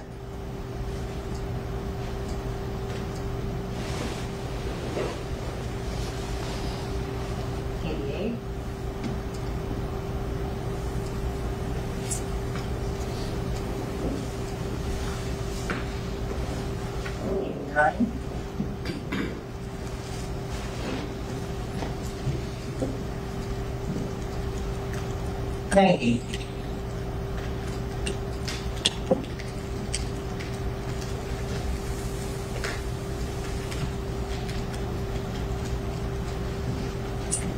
One.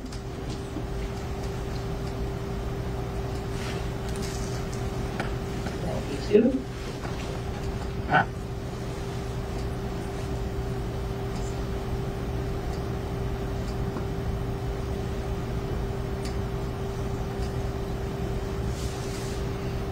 Three.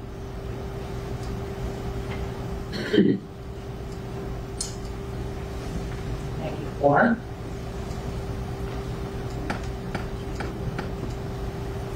95.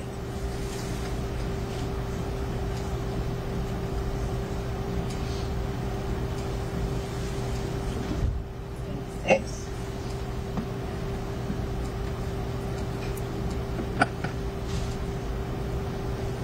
97.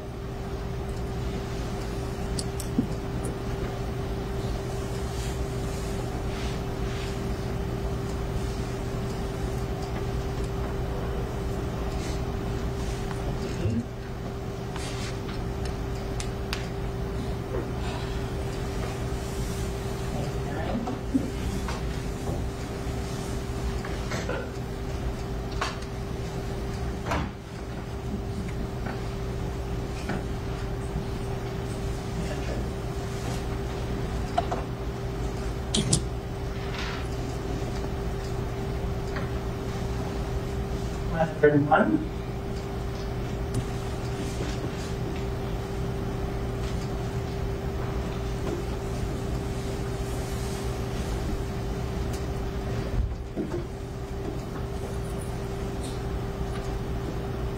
102.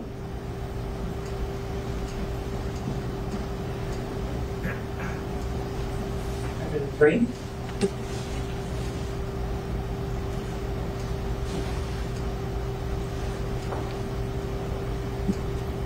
4.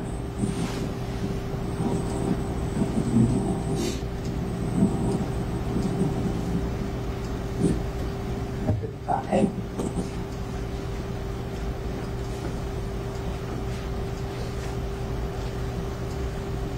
6.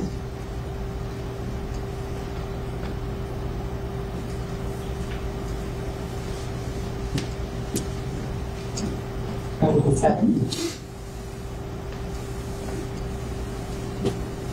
108.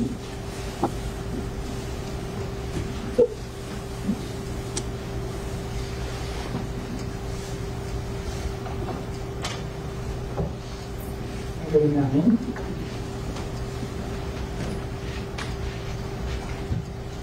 110.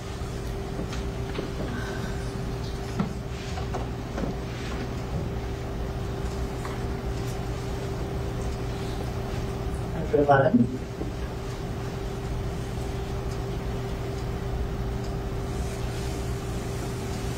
112.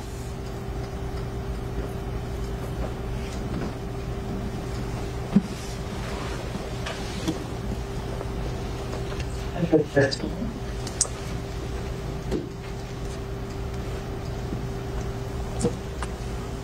114.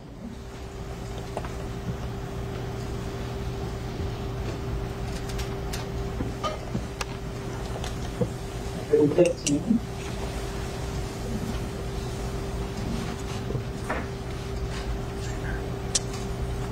116.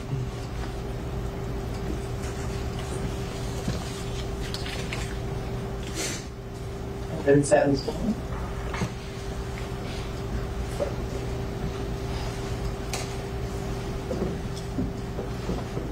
118.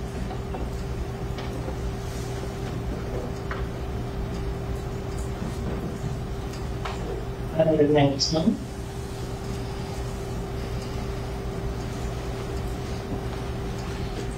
120.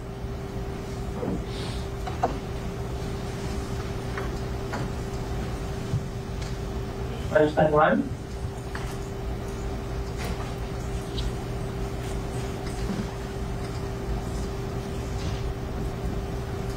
122.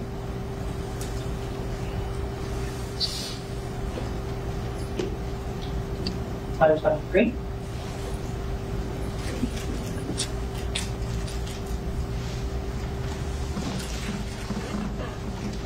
124.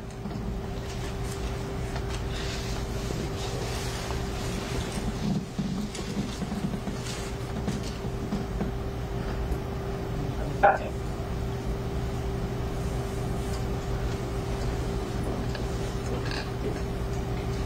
126.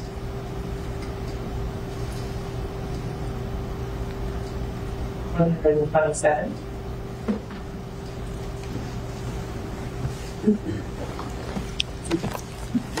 128.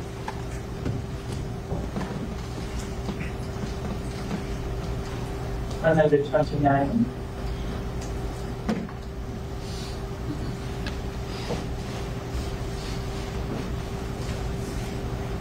130.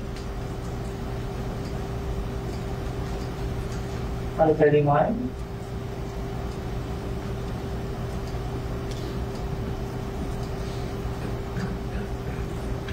132.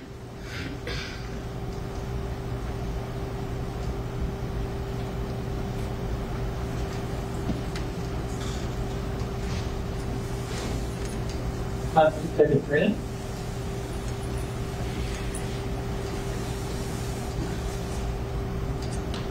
134.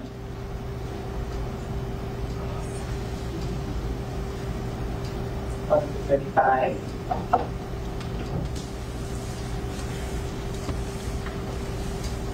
136.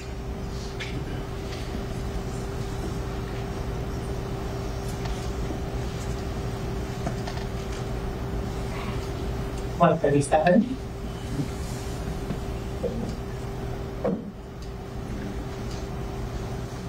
138.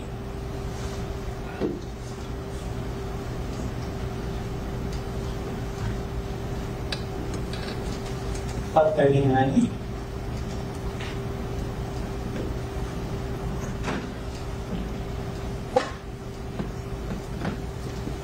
140.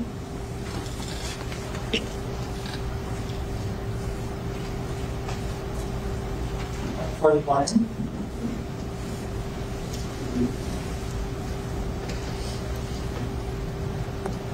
142.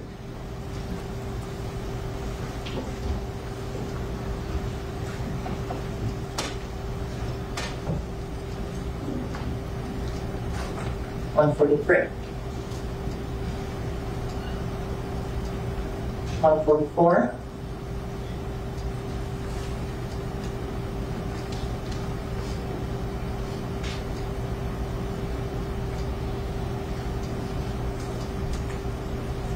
145.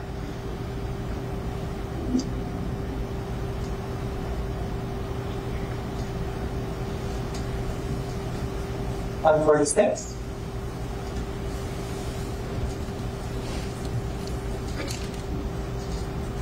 147.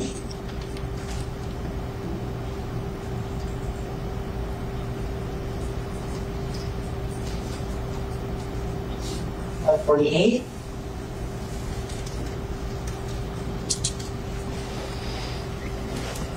149.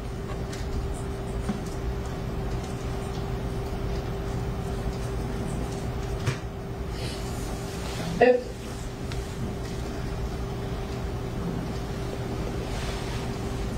151.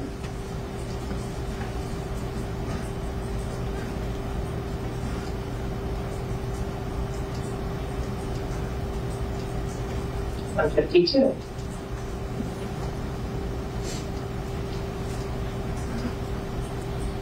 153.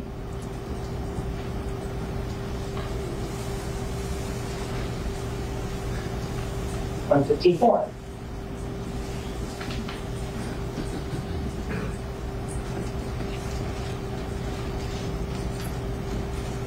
155.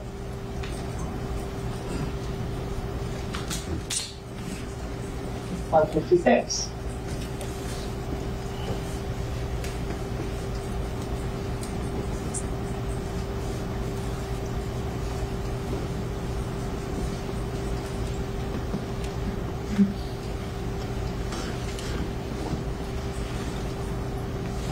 157.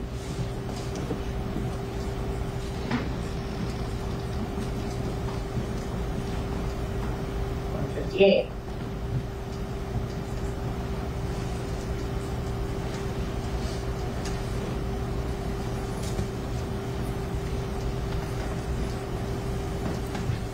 157.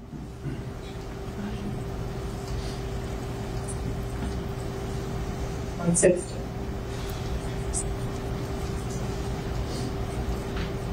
161.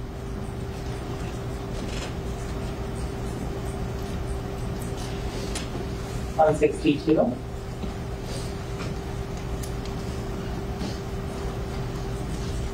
163.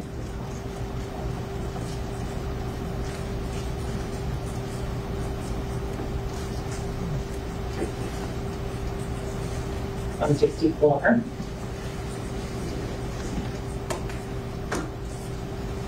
165.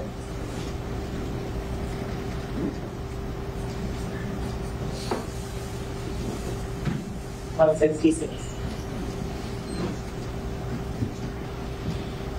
167.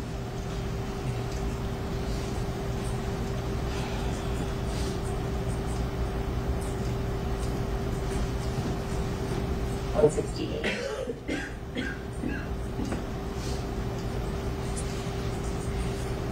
169.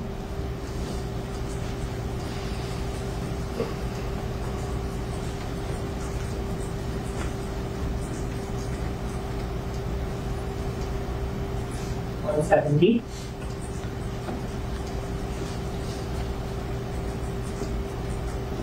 171.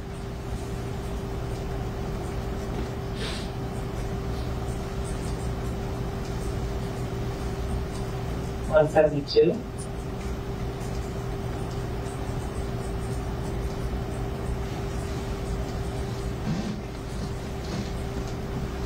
173.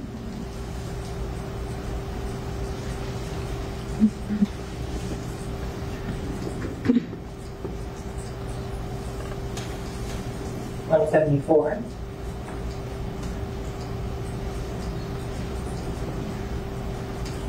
175.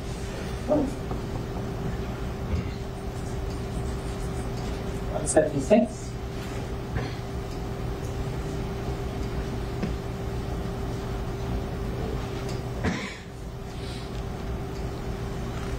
177.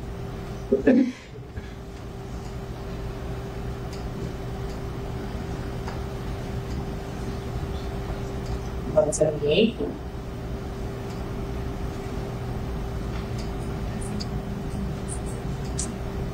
179.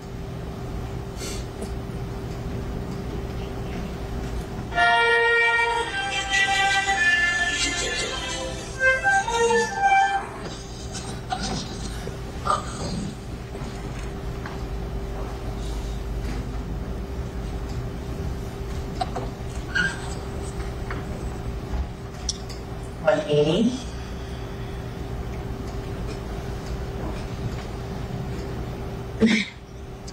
181.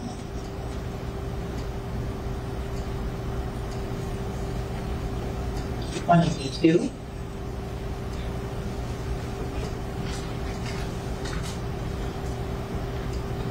183.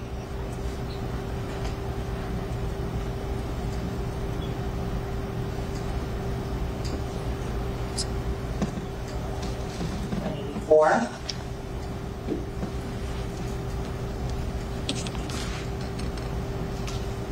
185.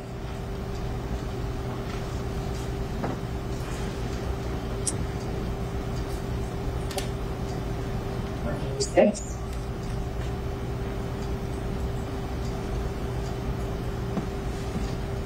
187.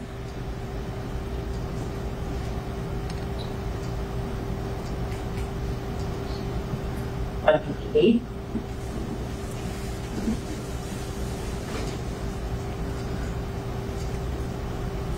189. 190.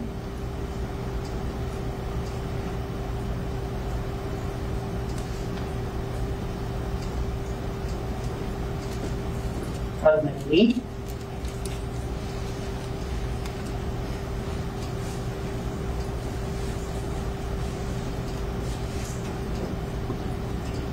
191.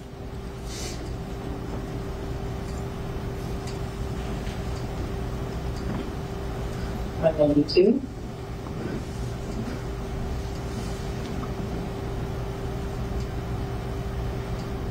193.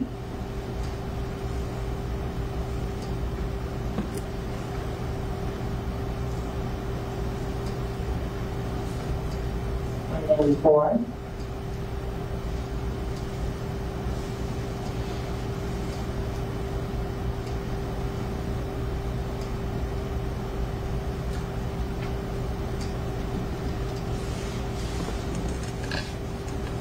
195.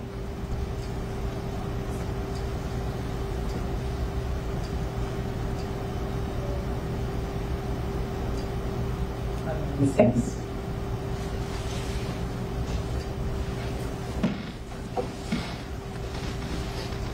197.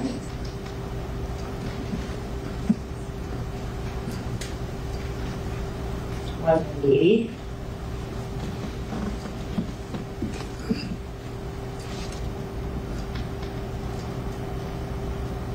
199.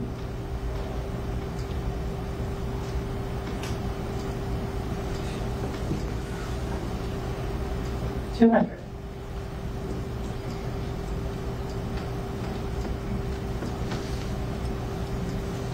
201.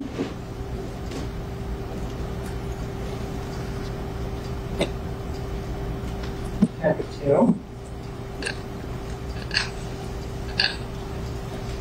203.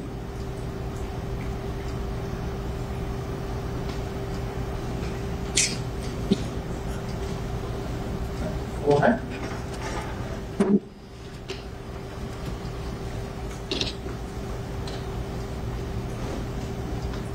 5.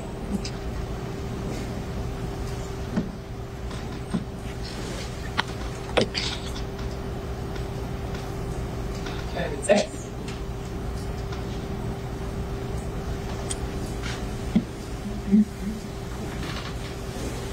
7.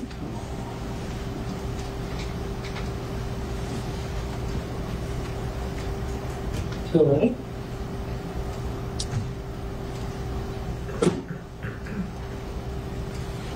209.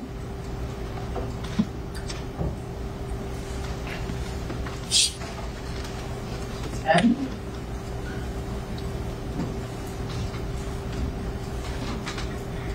211.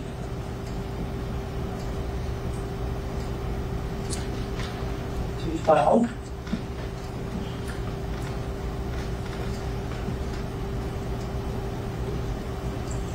213.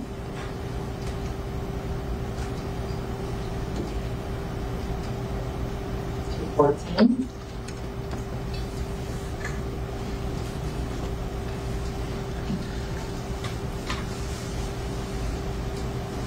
215.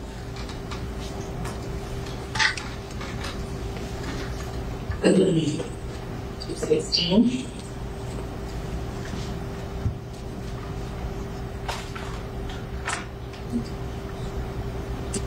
217.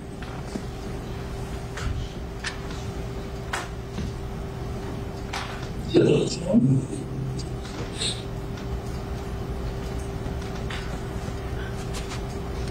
219.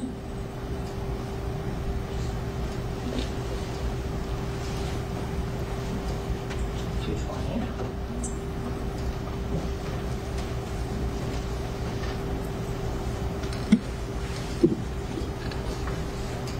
221.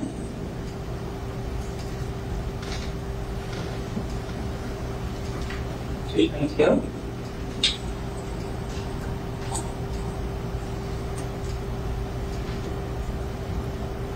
223.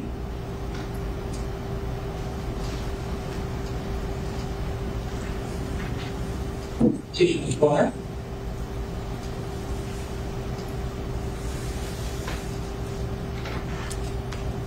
225.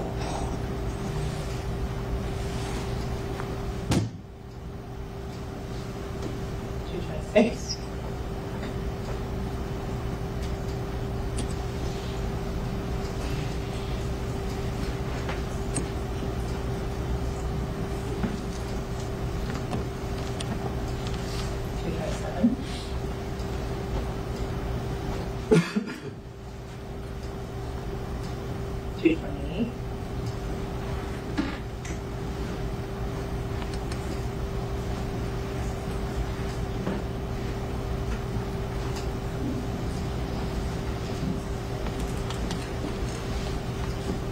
Nine.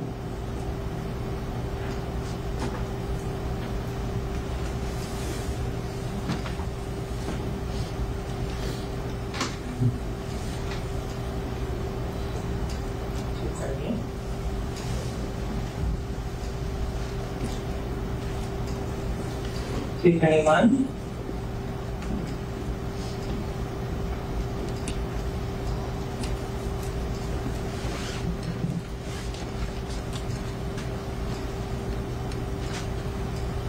Two 32.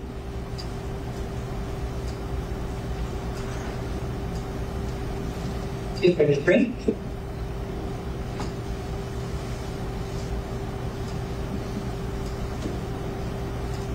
Two 34.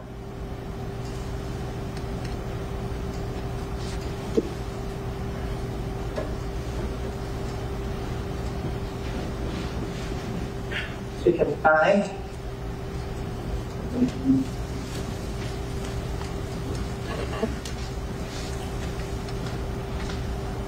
36 and 237.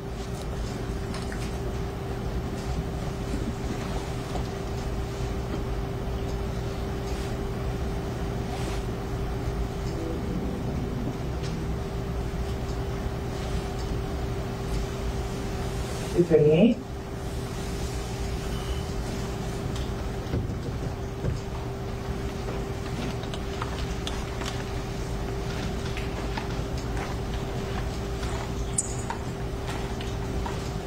Two 39.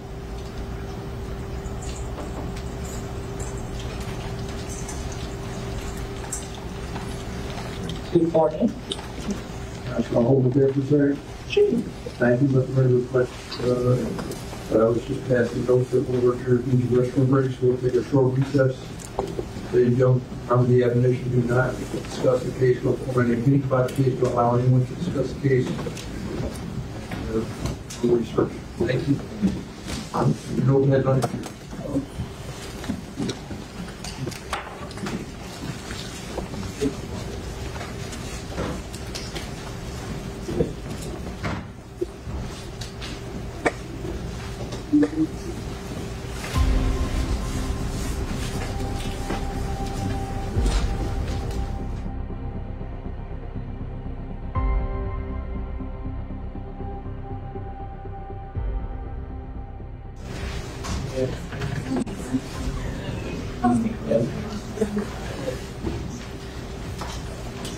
It's 66 degrees in here, and it's quarter 13 of 3. I just wanted to report that to the court because I'm ready to borrow the jacket of one of these nice BSO officers. Don't say it. Where you go? Yes, sir. How about state? Can you see if it's jury agrees? That's good.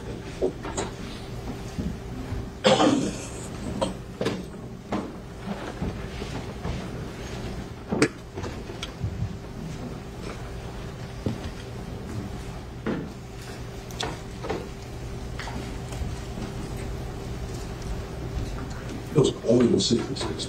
That's what Gary said. He drops. You're ready to get there. All right, agreement.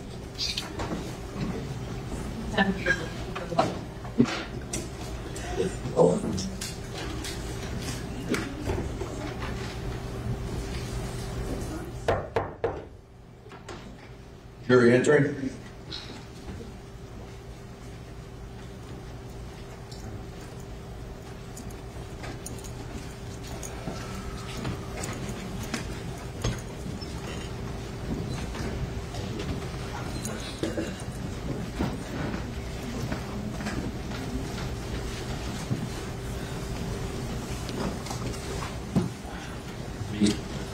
Y'all, thank you. Please be seated. Let the record was reflected for the now for the assistant time. They show on the jury. They show, I think, the students missed his publication certain photographs. What different number is this again? 64, the extraction of the 98 of Southern Song. Thank you. You ready? They proceed.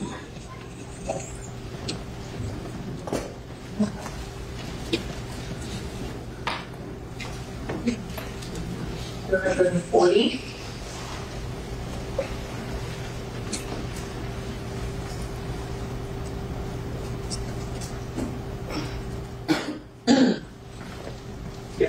$241.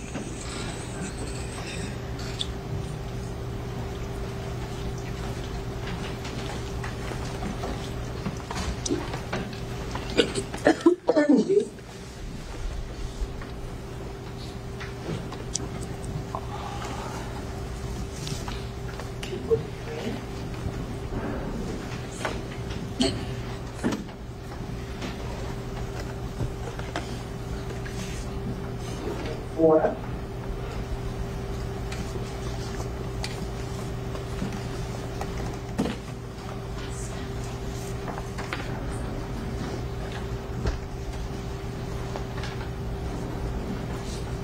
$245.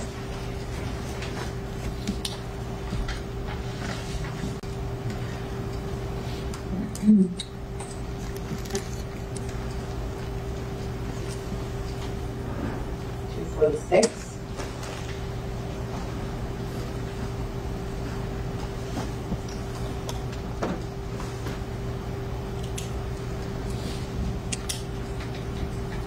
$247.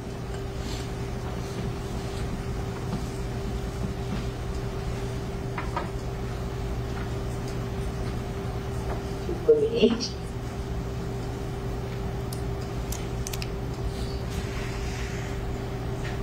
$249.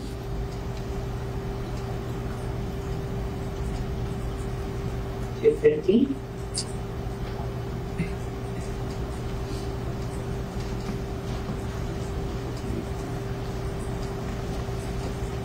$251.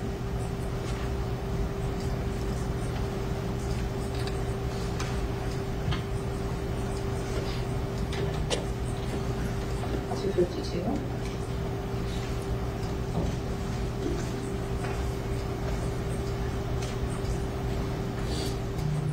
$253.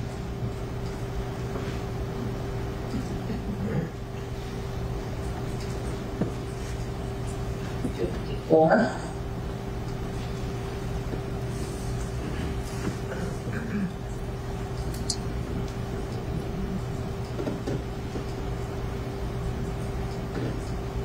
$255.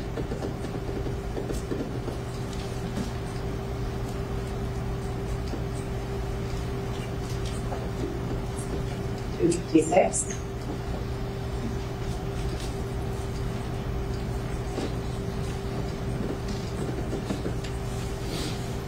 $257.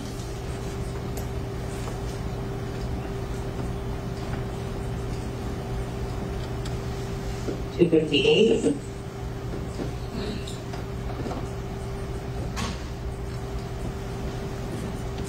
$259.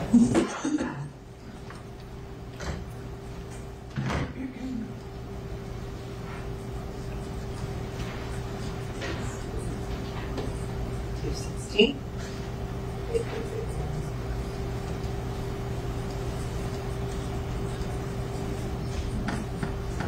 $261.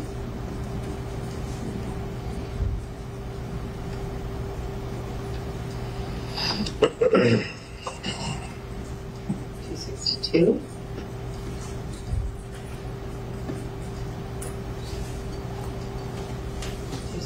$263.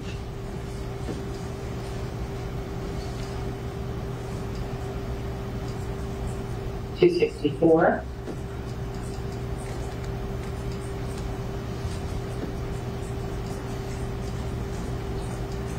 $265.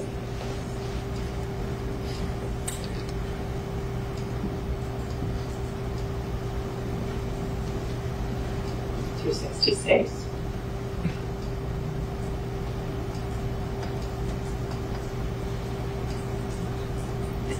267.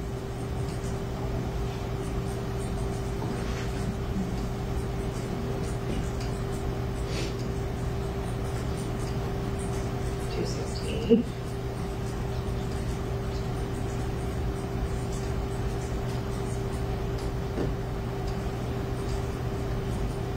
269.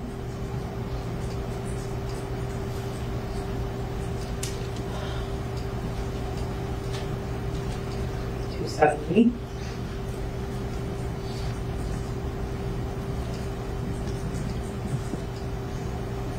271.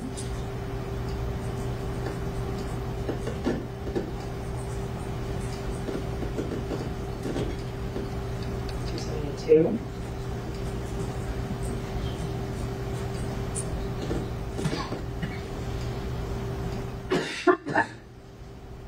273.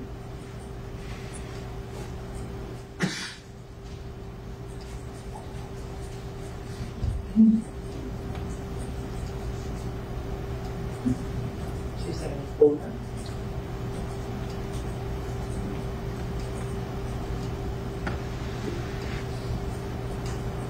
275.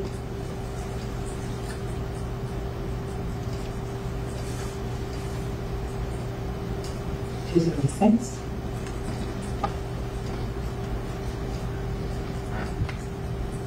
277.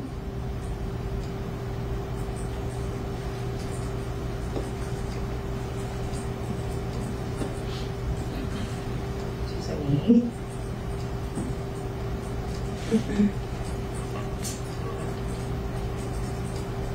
279.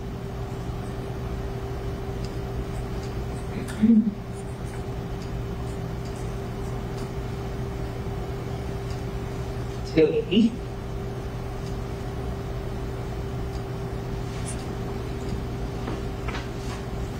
281.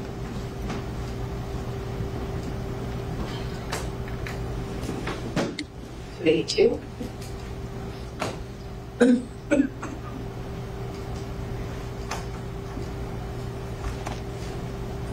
283.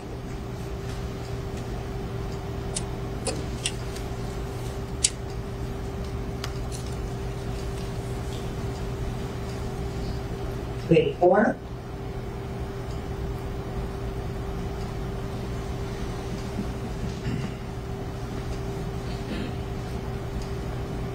285.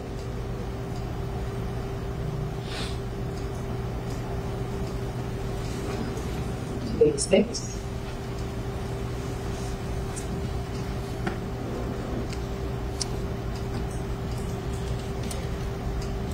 287.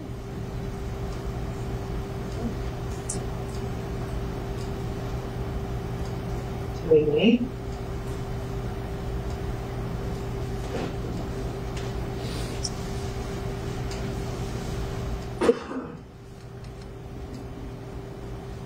289.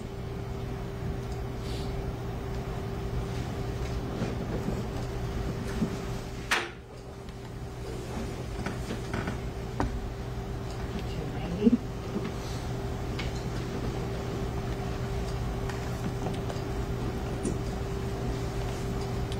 291.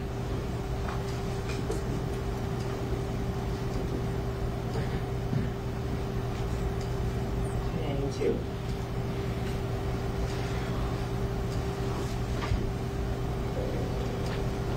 293.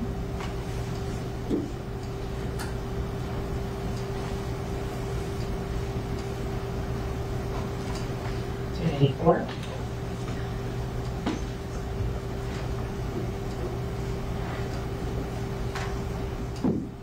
295.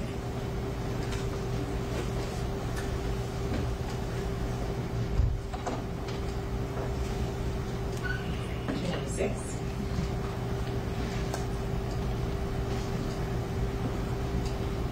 297.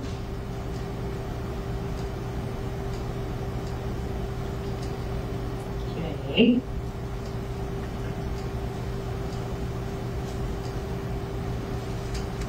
299. 299.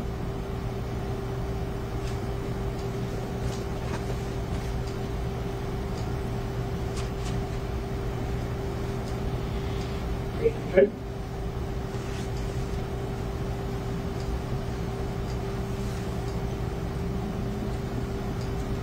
$301.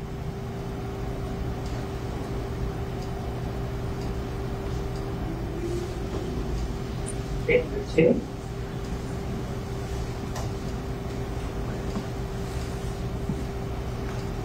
$303.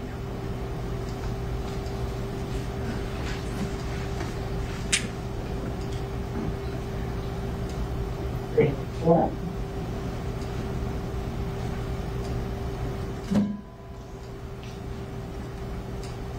$305.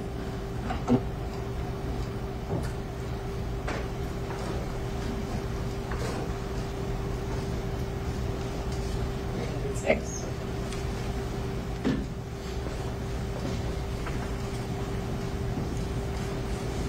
$307.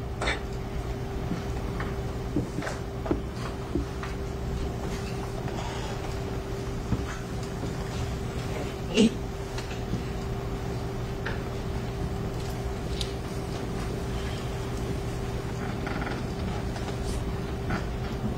$9.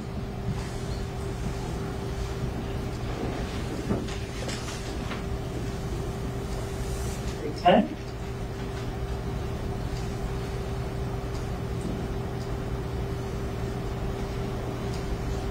$311.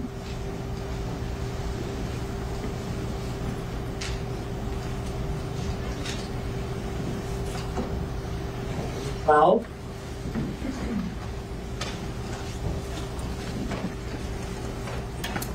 $13.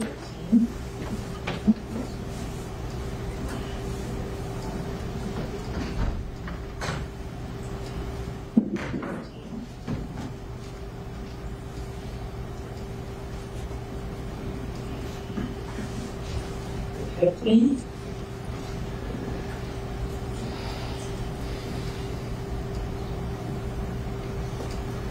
$316.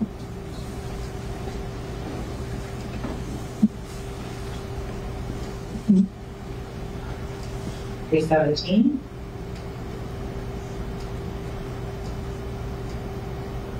$318.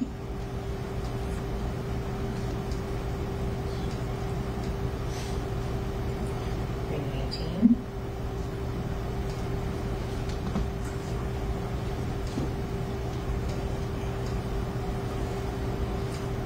$320.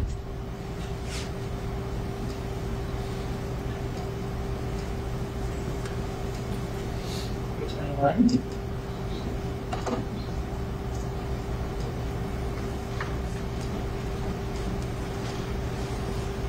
$322.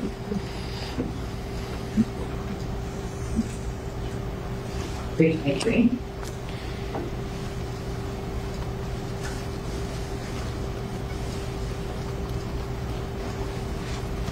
$324.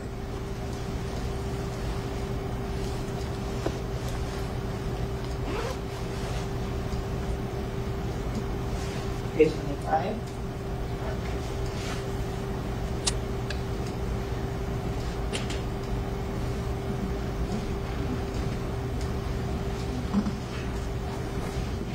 $326.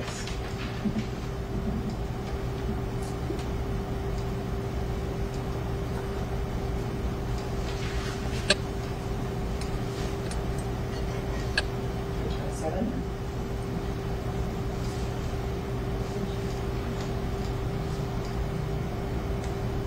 $328.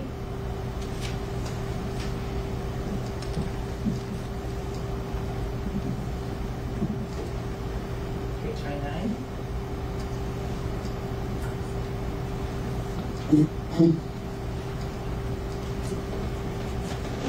$330.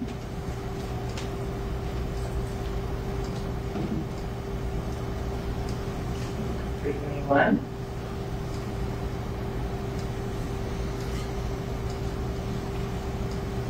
$332.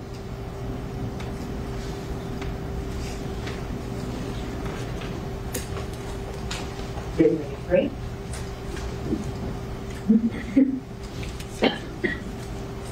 334.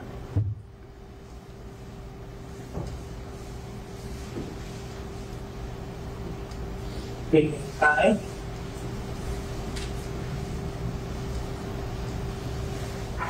336.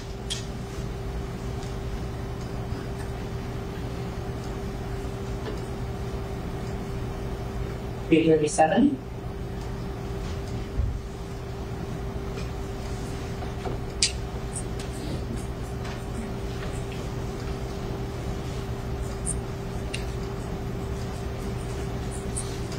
338.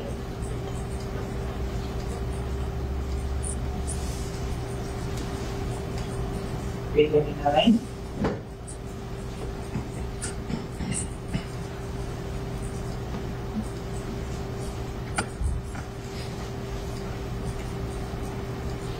340.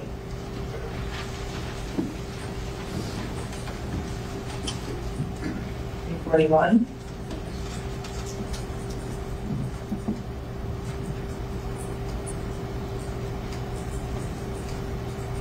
342.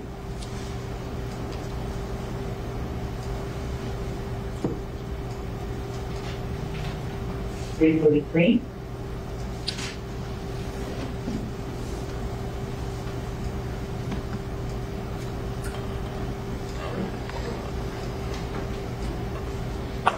344.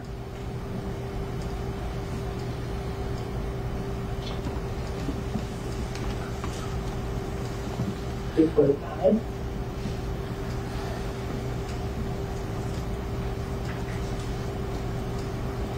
346.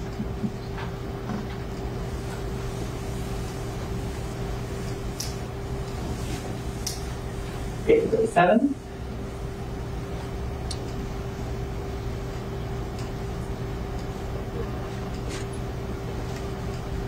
348.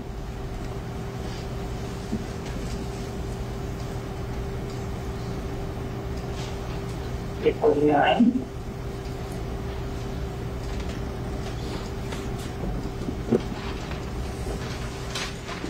350.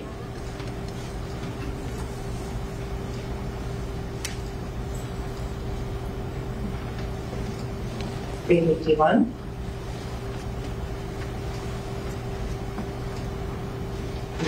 352.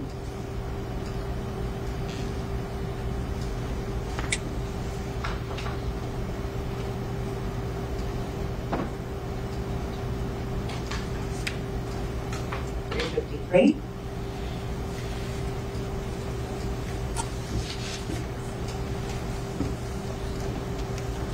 354.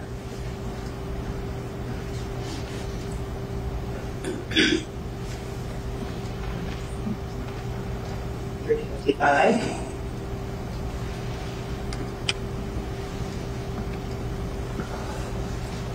356.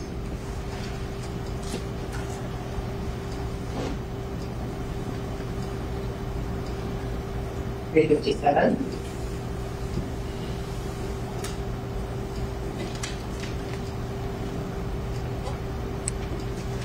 358.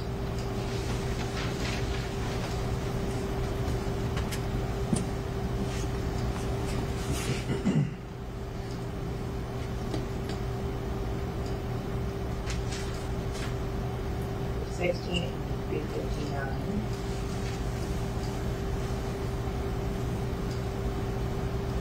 361.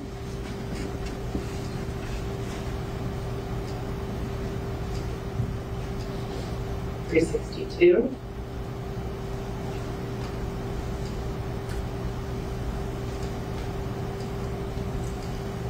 363. 364.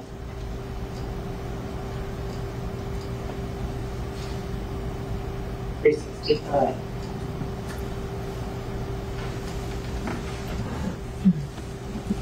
366.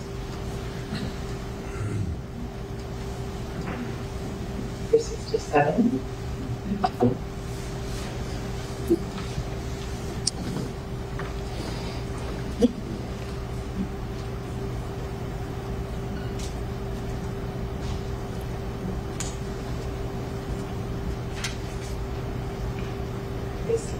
398.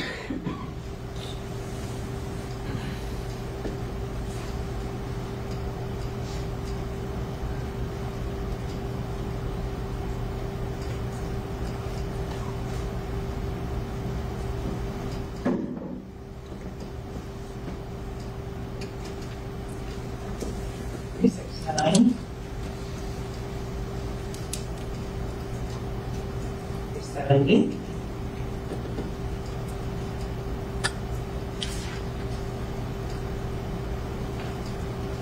371. 372. 373.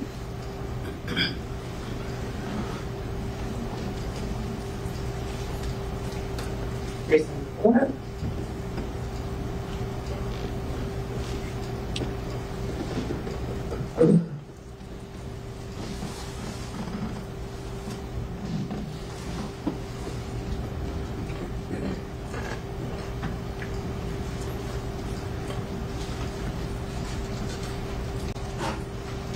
375.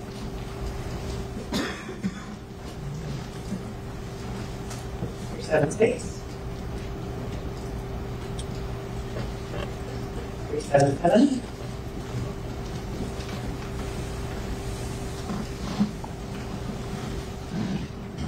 378.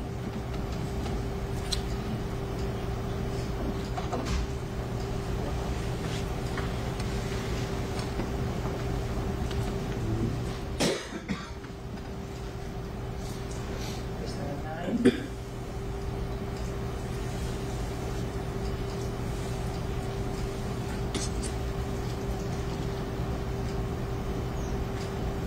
380.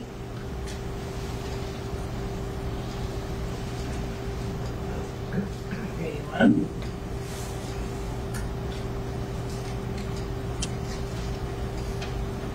382. 383.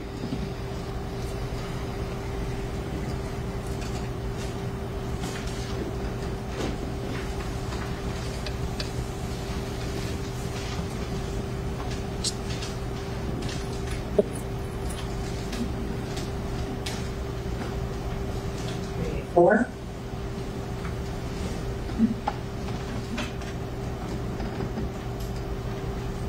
385.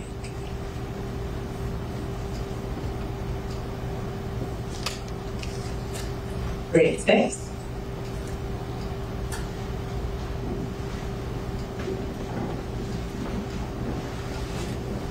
387.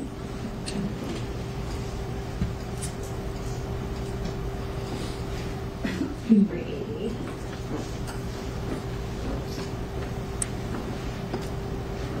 389.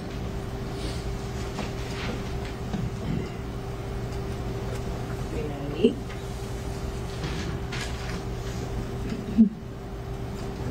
391.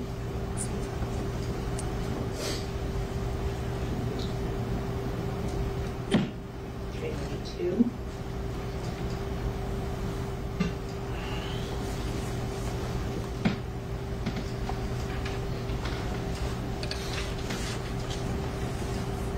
393.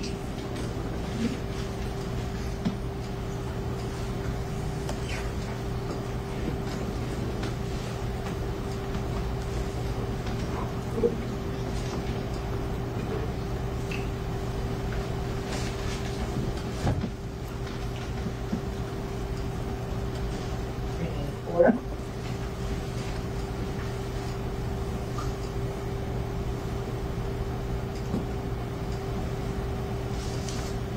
395.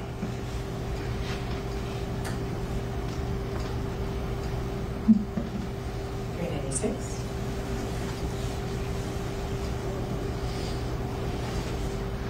397. 398.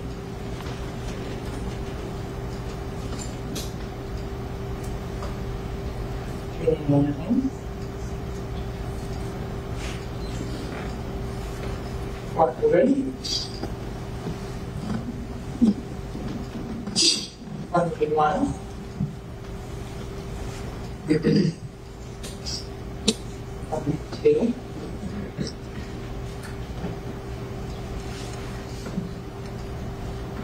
103. 104.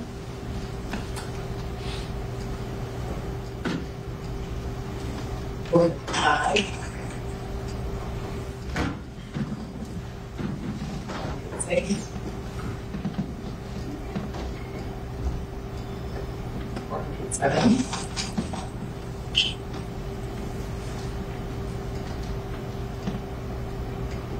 108.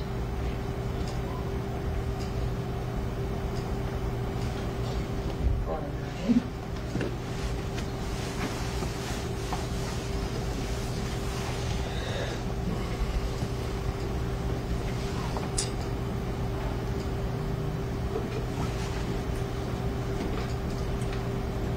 110.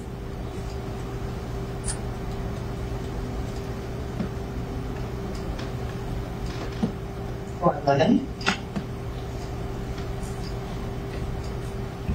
112.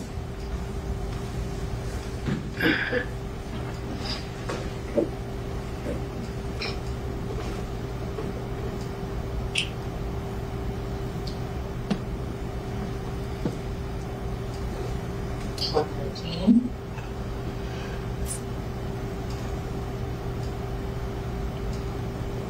114.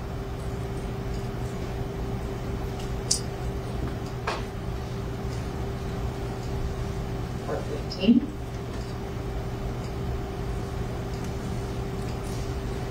116.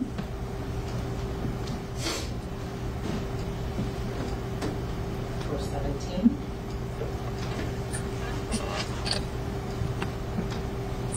118.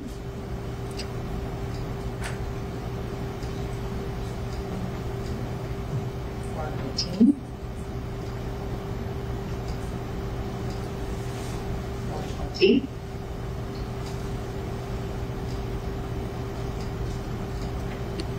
121.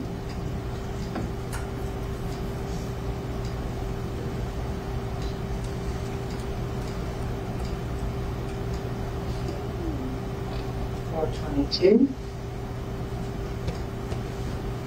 123.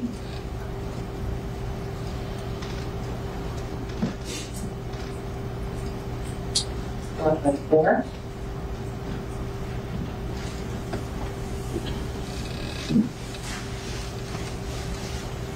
125.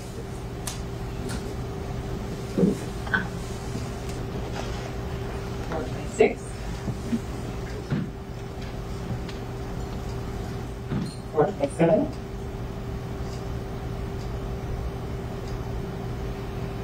128.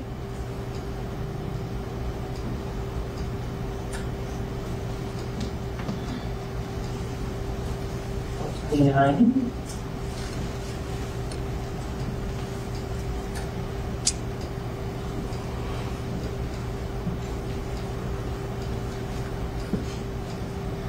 130.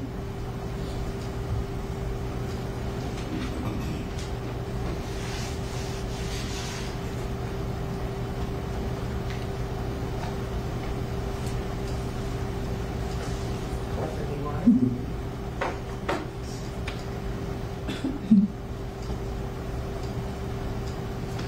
132.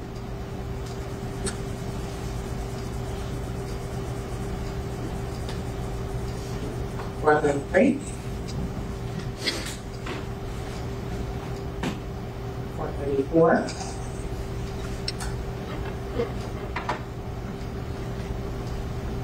135.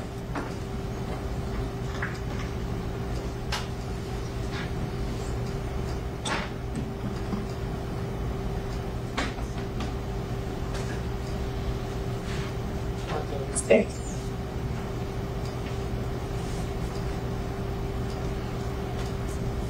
137.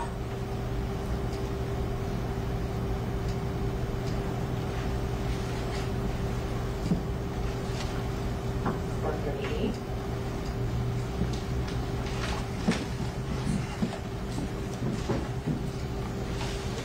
439.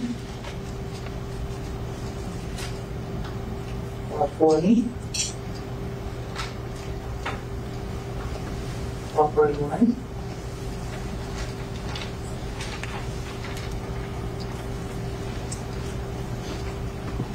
442. 443.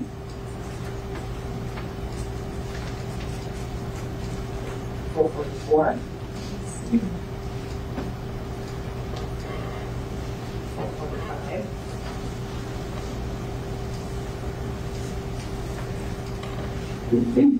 446.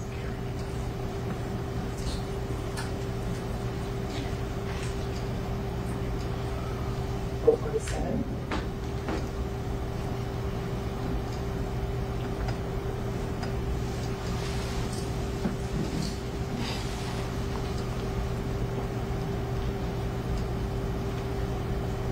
448.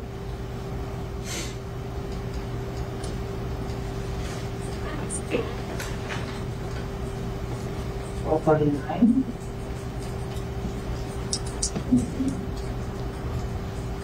450.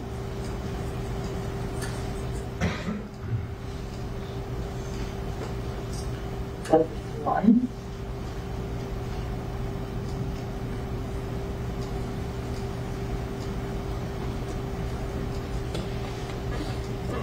452.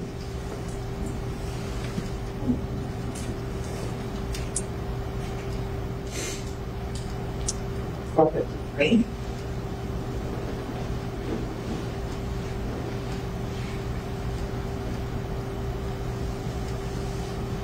454.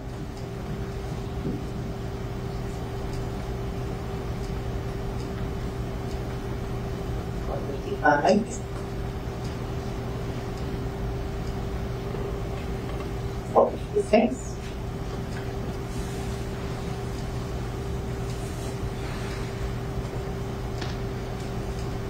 457.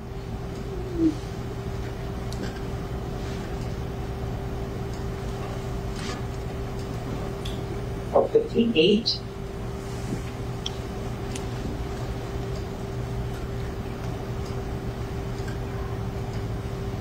459.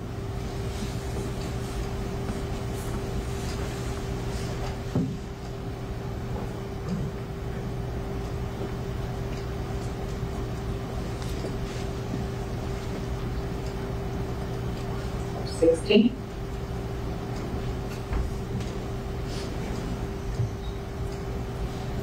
461.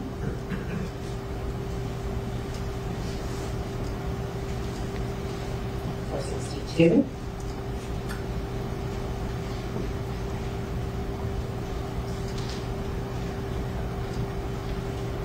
463. 464.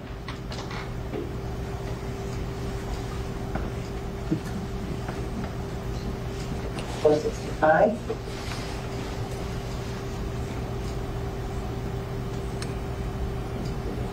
466.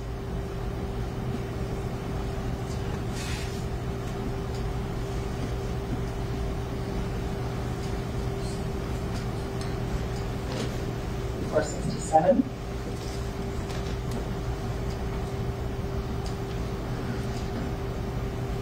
468.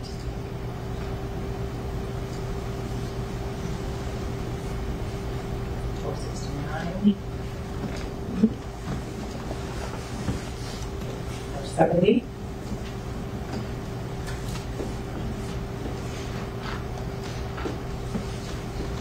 471.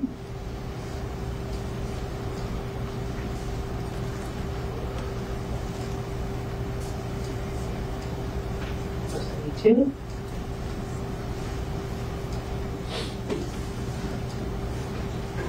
473.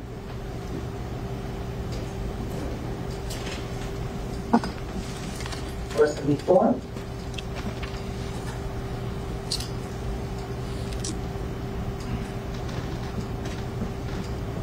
475.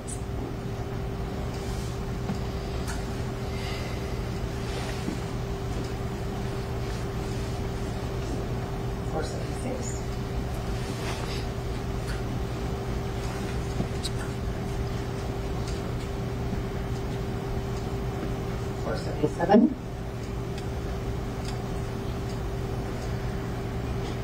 478.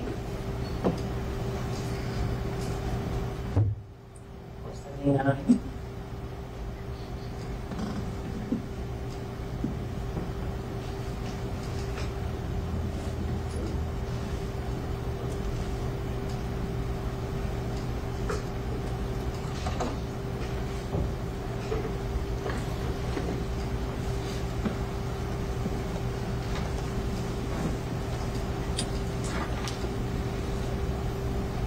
480.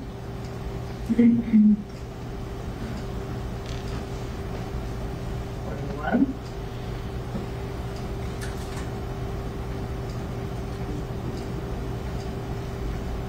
42.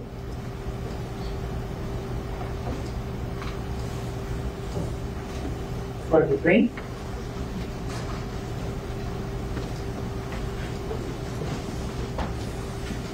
44.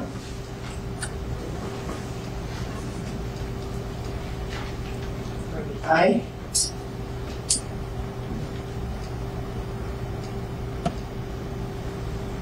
46.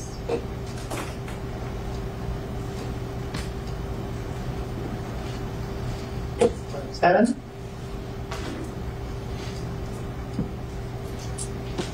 48.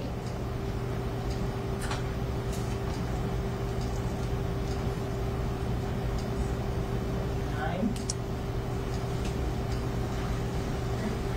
70.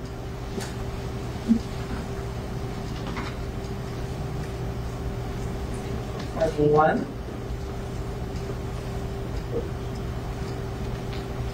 42.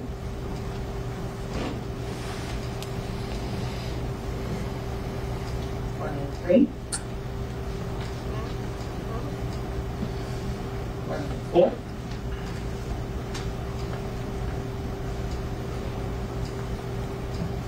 45.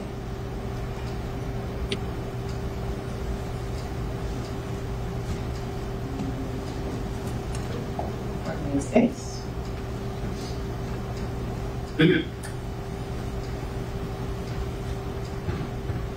47. 48.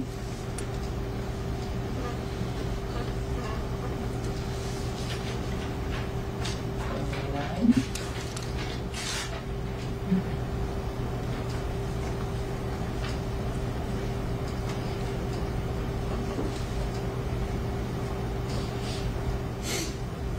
100.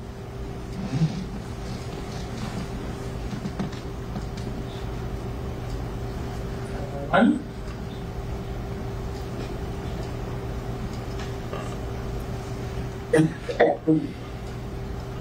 2.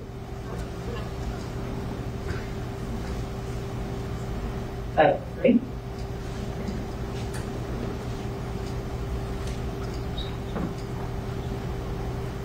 4.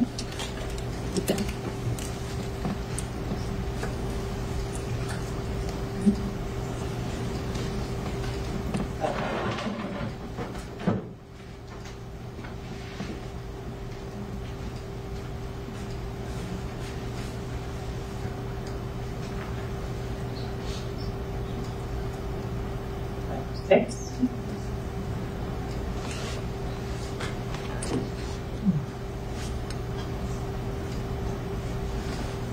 7.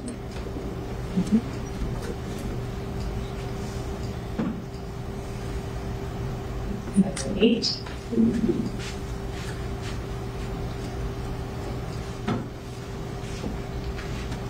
9.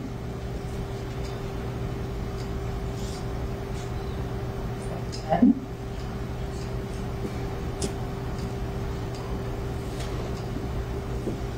11.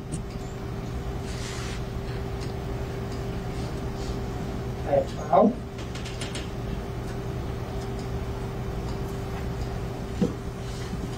13.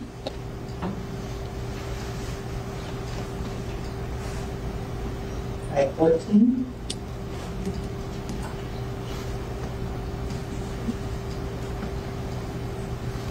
15.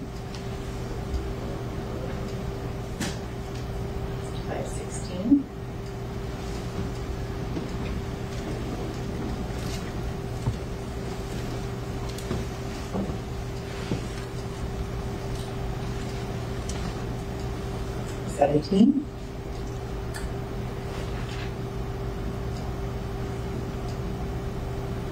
5:18.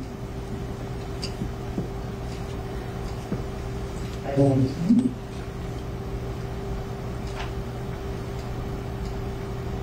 5:20.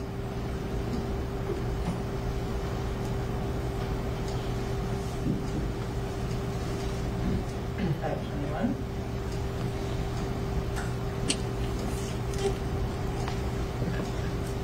5:22.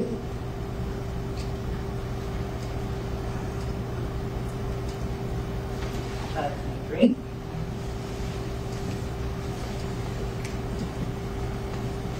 5:24.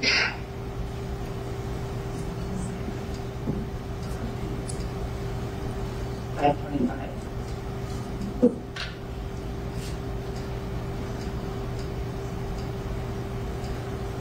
5:26.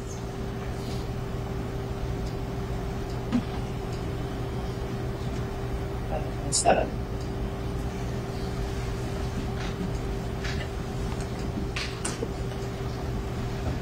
5:28.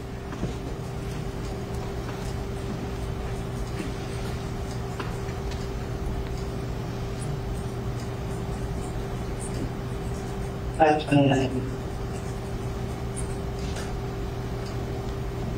That would conclude the notification of the sort of key photos of the property. 722, 713, and 807 calls. Thank you.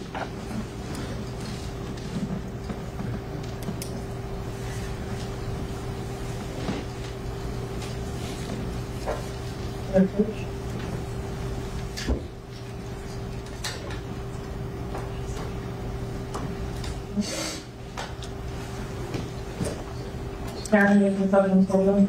Sure. Maybe we should take a break. You're ready? Fine. Please. Once you decide what discuss the case, don't form any opinion about the case, don't allow anyone to discuss the case in your presence, certainly no research. Also, ladies and gentlemen, please remember that next week is the 4th of July week, and the courthouse is closed one of the days, but we had indicated because of issues with witnesses that we were going to break and wouldn't return until the 10th.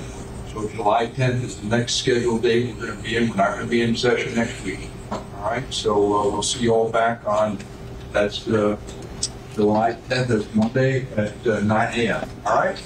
Thank you, ladies and gentlemen. Have a nice morning. You can open it on your chairs.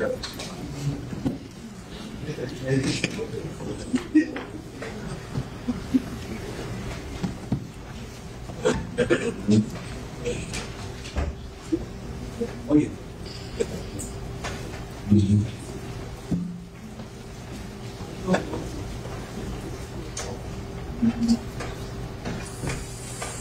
Thank you. Let the record reflect the jury step down. Counsel remain along with the defendant. So is there any more that you have to publish to the jury? Yes, there's a video of the main leader vetting phone. The defense counsel needs to go over and have to show exactly which ones, and have to go through those, and then we'll have to read How long are the videos? There's tons of them on it. So I have to prove it's the defendant's phone.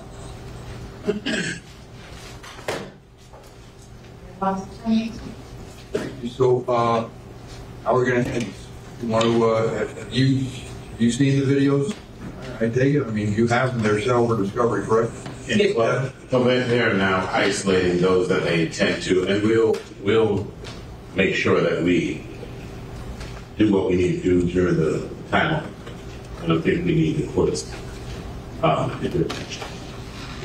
this is my thought. If there's an issue about it, I don't want to have a problem with it. My thought is, if there is an issue about it, we'll resolve it. And we'll do it on some date next week, and we'll just pick a date that that everybody's good for, and we'll resolve it during that week if there's a problem. Makes good sense to me. What time do we have Friday? Friday issue? Any issues Friday? I know we have hearings. In terms of the 6th, I believe I scheduled the depot for their defense witness. I wanted to ask you about that too, but let me hold on. I just want to find out, make sure we need time on that Friday. That is the 14th, I guess. The 7th. That's good. Friday. Yeah, the 7th. The 7th. You're right. 7th is fine for the statement.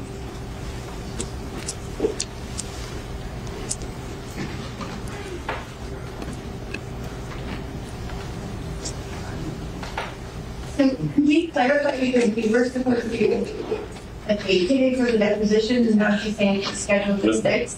No, we're talking about the 7th. We're going to get the depositions at 7. Okay. So, council, on the 7th, everybody's available on the 7th? We need it? So how much time do you think you need? I have a 1 o'clock afternoon and an afternoon with 7 federal court. So something in the morning, and also I really need to be here, everybody else. So, how much time do you think you need? I don't know if we'll even need anything. I think we're fine on that, so. Why don't we just plan on, if you need it, we'll do it at 11 o'clock? Sure. That'll give you an hour. That work for you? Yes, sir. All right, so we'll do it at 11. That's good for everybody, yes? Yes. All right, on the 7th, and what I'm going to ask you to do is contact my office beforehand and just tell me, you know, if you need the time, you don't need the time. All right? Thank you very much. Yeah. Now, what about the depositions? First, yesterday, I think, when Ms. Smith indicated to me there was a witness that stated, or I guess you did, Ms. Bradley, objected to the scheduling of the deposition without your knowledge and consultation beforehand. And Ms. Smith indicated she didn't believe the witness was going to show anyway because he would have been trying to get the witness to come. And he did. Is that deposition, what's the witness's name? Crazy on glass. That witness looks like it's going forward, the deposition? His sister called our office, asked if it was Zoom or if it was in person, and she was told that it is in person. All right, so assuming this witness's deposition is taken, when is this set for? Tomorrow morning, Your Honor. So, Judge Tito has been kind enough to move my hearings around. So for that, Mr. Smith case, so I should be available. So everything's good? Yes. All right.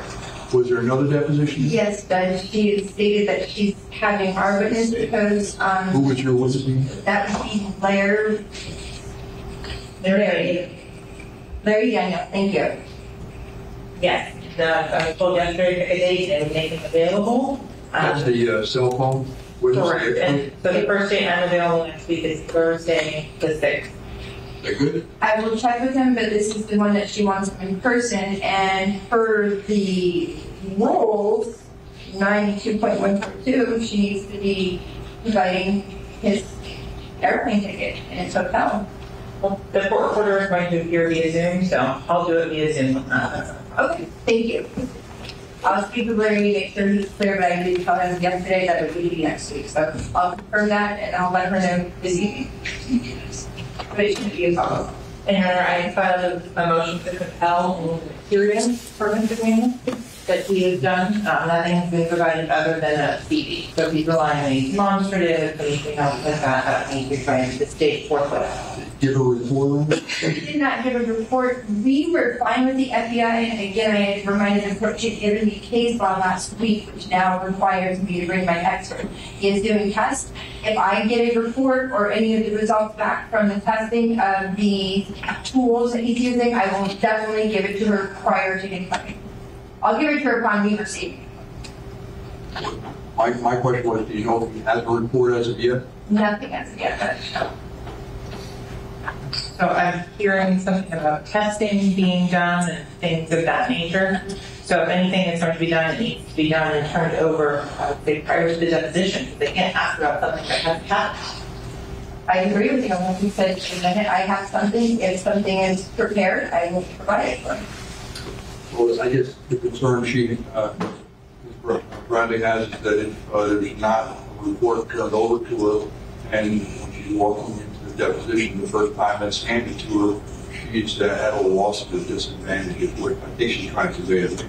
I promise I will not ambush the state judge. So as soon as I have something, if there's something created, I will give it to her within minutes of me receiving it.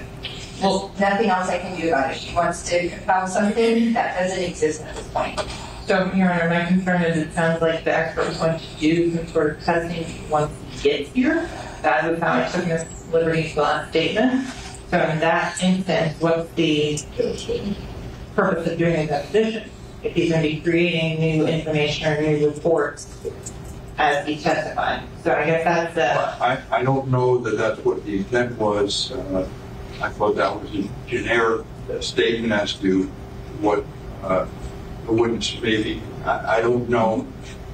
There's no report now. You want to take his deposition. Obviously, if there's some, he makes a report or does some testing and it's not turned over to you, you don't know about it, and it's not explaining anything in the deposition, you want to report the new evidence that the Richardson violation. We're saying there's a discovery violation, we talk about it, and you have a right, I would think, to cure whatever problem there is and re-oppose the witness, or if that happens, we'll make some accommodation. I mean, I would think that'd be appropriate. I agree with that. Well, let's take it one step at a time. Counsel suggested she's going to turn over whatever she has as soon as she gets it, and I accept her representation. She also, Ms. Liberty also indicated that she was going to reach out to the witness, correct, to find out whether something's forthcoming. We'll take that one step at a time, but I understand your concern. You don't want to be ambushed or sandbag with the report and start asking questions and you haven't seen the report. So, let me know. And so the other concern then becomes the potential Daubert issue. If he's doing some new testing or something like that, so that would have to be raised. If there's something provided, I can't file a timely Daubert objection if I don't have the information. So to make sure that's clear for the record, I'm aware of that issue as well. Let's cross the bridges as they approach. I don't know what the issue is with the witness. You're saying the witness was never disclosed? No, Your Honor. What happened was the witness was listed in, 2022. And if I'll pull up the email, so I'm quoting exactly, I had his deposition scheduled for March of...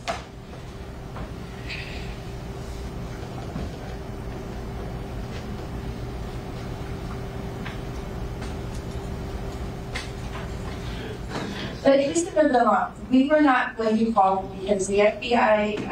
You had him on the list, counsel scheduled for deposition, then you withdrew him as a witness? Yes. This is that witness, sorry. Okay, and then last week she gave us a case from Wisconsin on the Fitbit and the lay person. So I started researching the Fitbit and all the case law that goes with it. So at that point, based on her providing this case law, who's relying on, I now have to get the expert to test the Fitbit and the health app on the iPhone. So once I have those done, because she's going to go back to that motion, the same we'll talk about the motion itself. I will guarantee the minute I have some type of proof, if he gives it to us, it will be provided to her. But that is the issue. She told us last week this is what she's relying on, and we have to prepare for it. So in terms of, he's no longer a cell tower expert as previously, but that's what I was prepared to propose him on. Was he was listed as a cell tower expert, and he was deleted as such in... Now we're trying to list it as a Fitbit. Well, she's going to, based on the case law she provided last week, yes, Judge. So on Monday, March 20, 2022, Ms. Liberty emailed myself, Mr. Adelstein, Mr. Howard, and Mr. Haddad, saying we will not be using Larry Daniels for the cell towers. We will remove him from our witness list, thus there is no need for the deposition tomorrow. Counsel suggested she did that. She said she withdrew the witness. Correct. So just so that clear on the record as to why the deposition wasn't done prior to the start of trial.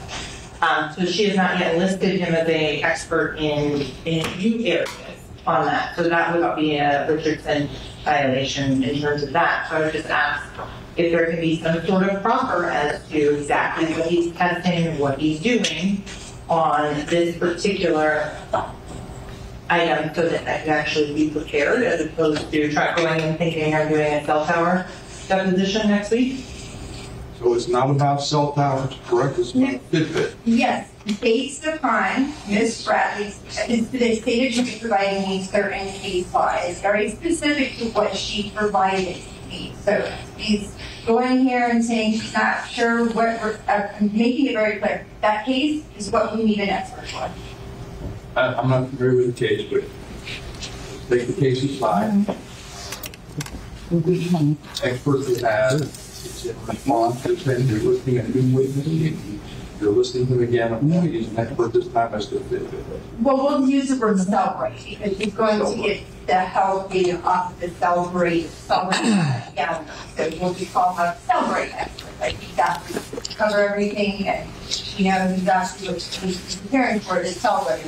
And he's certified celebrate expert, and that is on his CV that was provided for us. So that should be no problem. I guess if you don't have a report yet, There is no report in existence as I can. you don't know if you're getting one.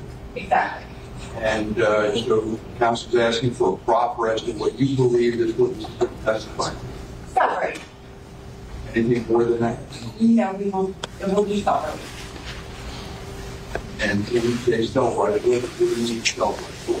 So we just got 2 hours of her data. That's all from Celebrate. So Understood. she's going to try to. Well, what's his opinion?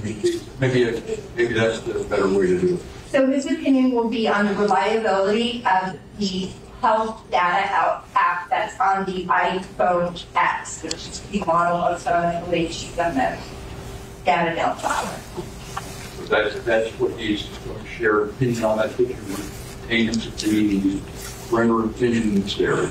Exactly. Good. Yes. Okay. So I give you a little bit of heads up. Okay, thank you. And we'll see where it goes. And take it one step at a time. Okay. Thanks, Dave. Anything else to discuss? Yes. You're everyone. Come forward. Oh, by the way, thank you, but this motion, you filed this motion about a jury view. Is that right? Yes, sir. So I was trying to see if we could take defense counsel down to look at the vehicle, but my understanding they will put it back in storage. It's not there anymore? No, that was what Sergeant Collier with the Broward Sheriff's Office crime lab told me when I asked about that on a break. So is this jury view item moot now? Not going forward with it? Well, not for today. For any day? So no, we could do this on another date when we return. So the date I gave you for the hearing, just plan on being there. We'll argue whatever motions there are. If this motion's pending, we'll argue the motion. Yes. Right?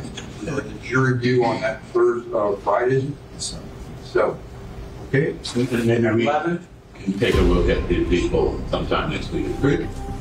Do it, everybody? Yes, sir. All right.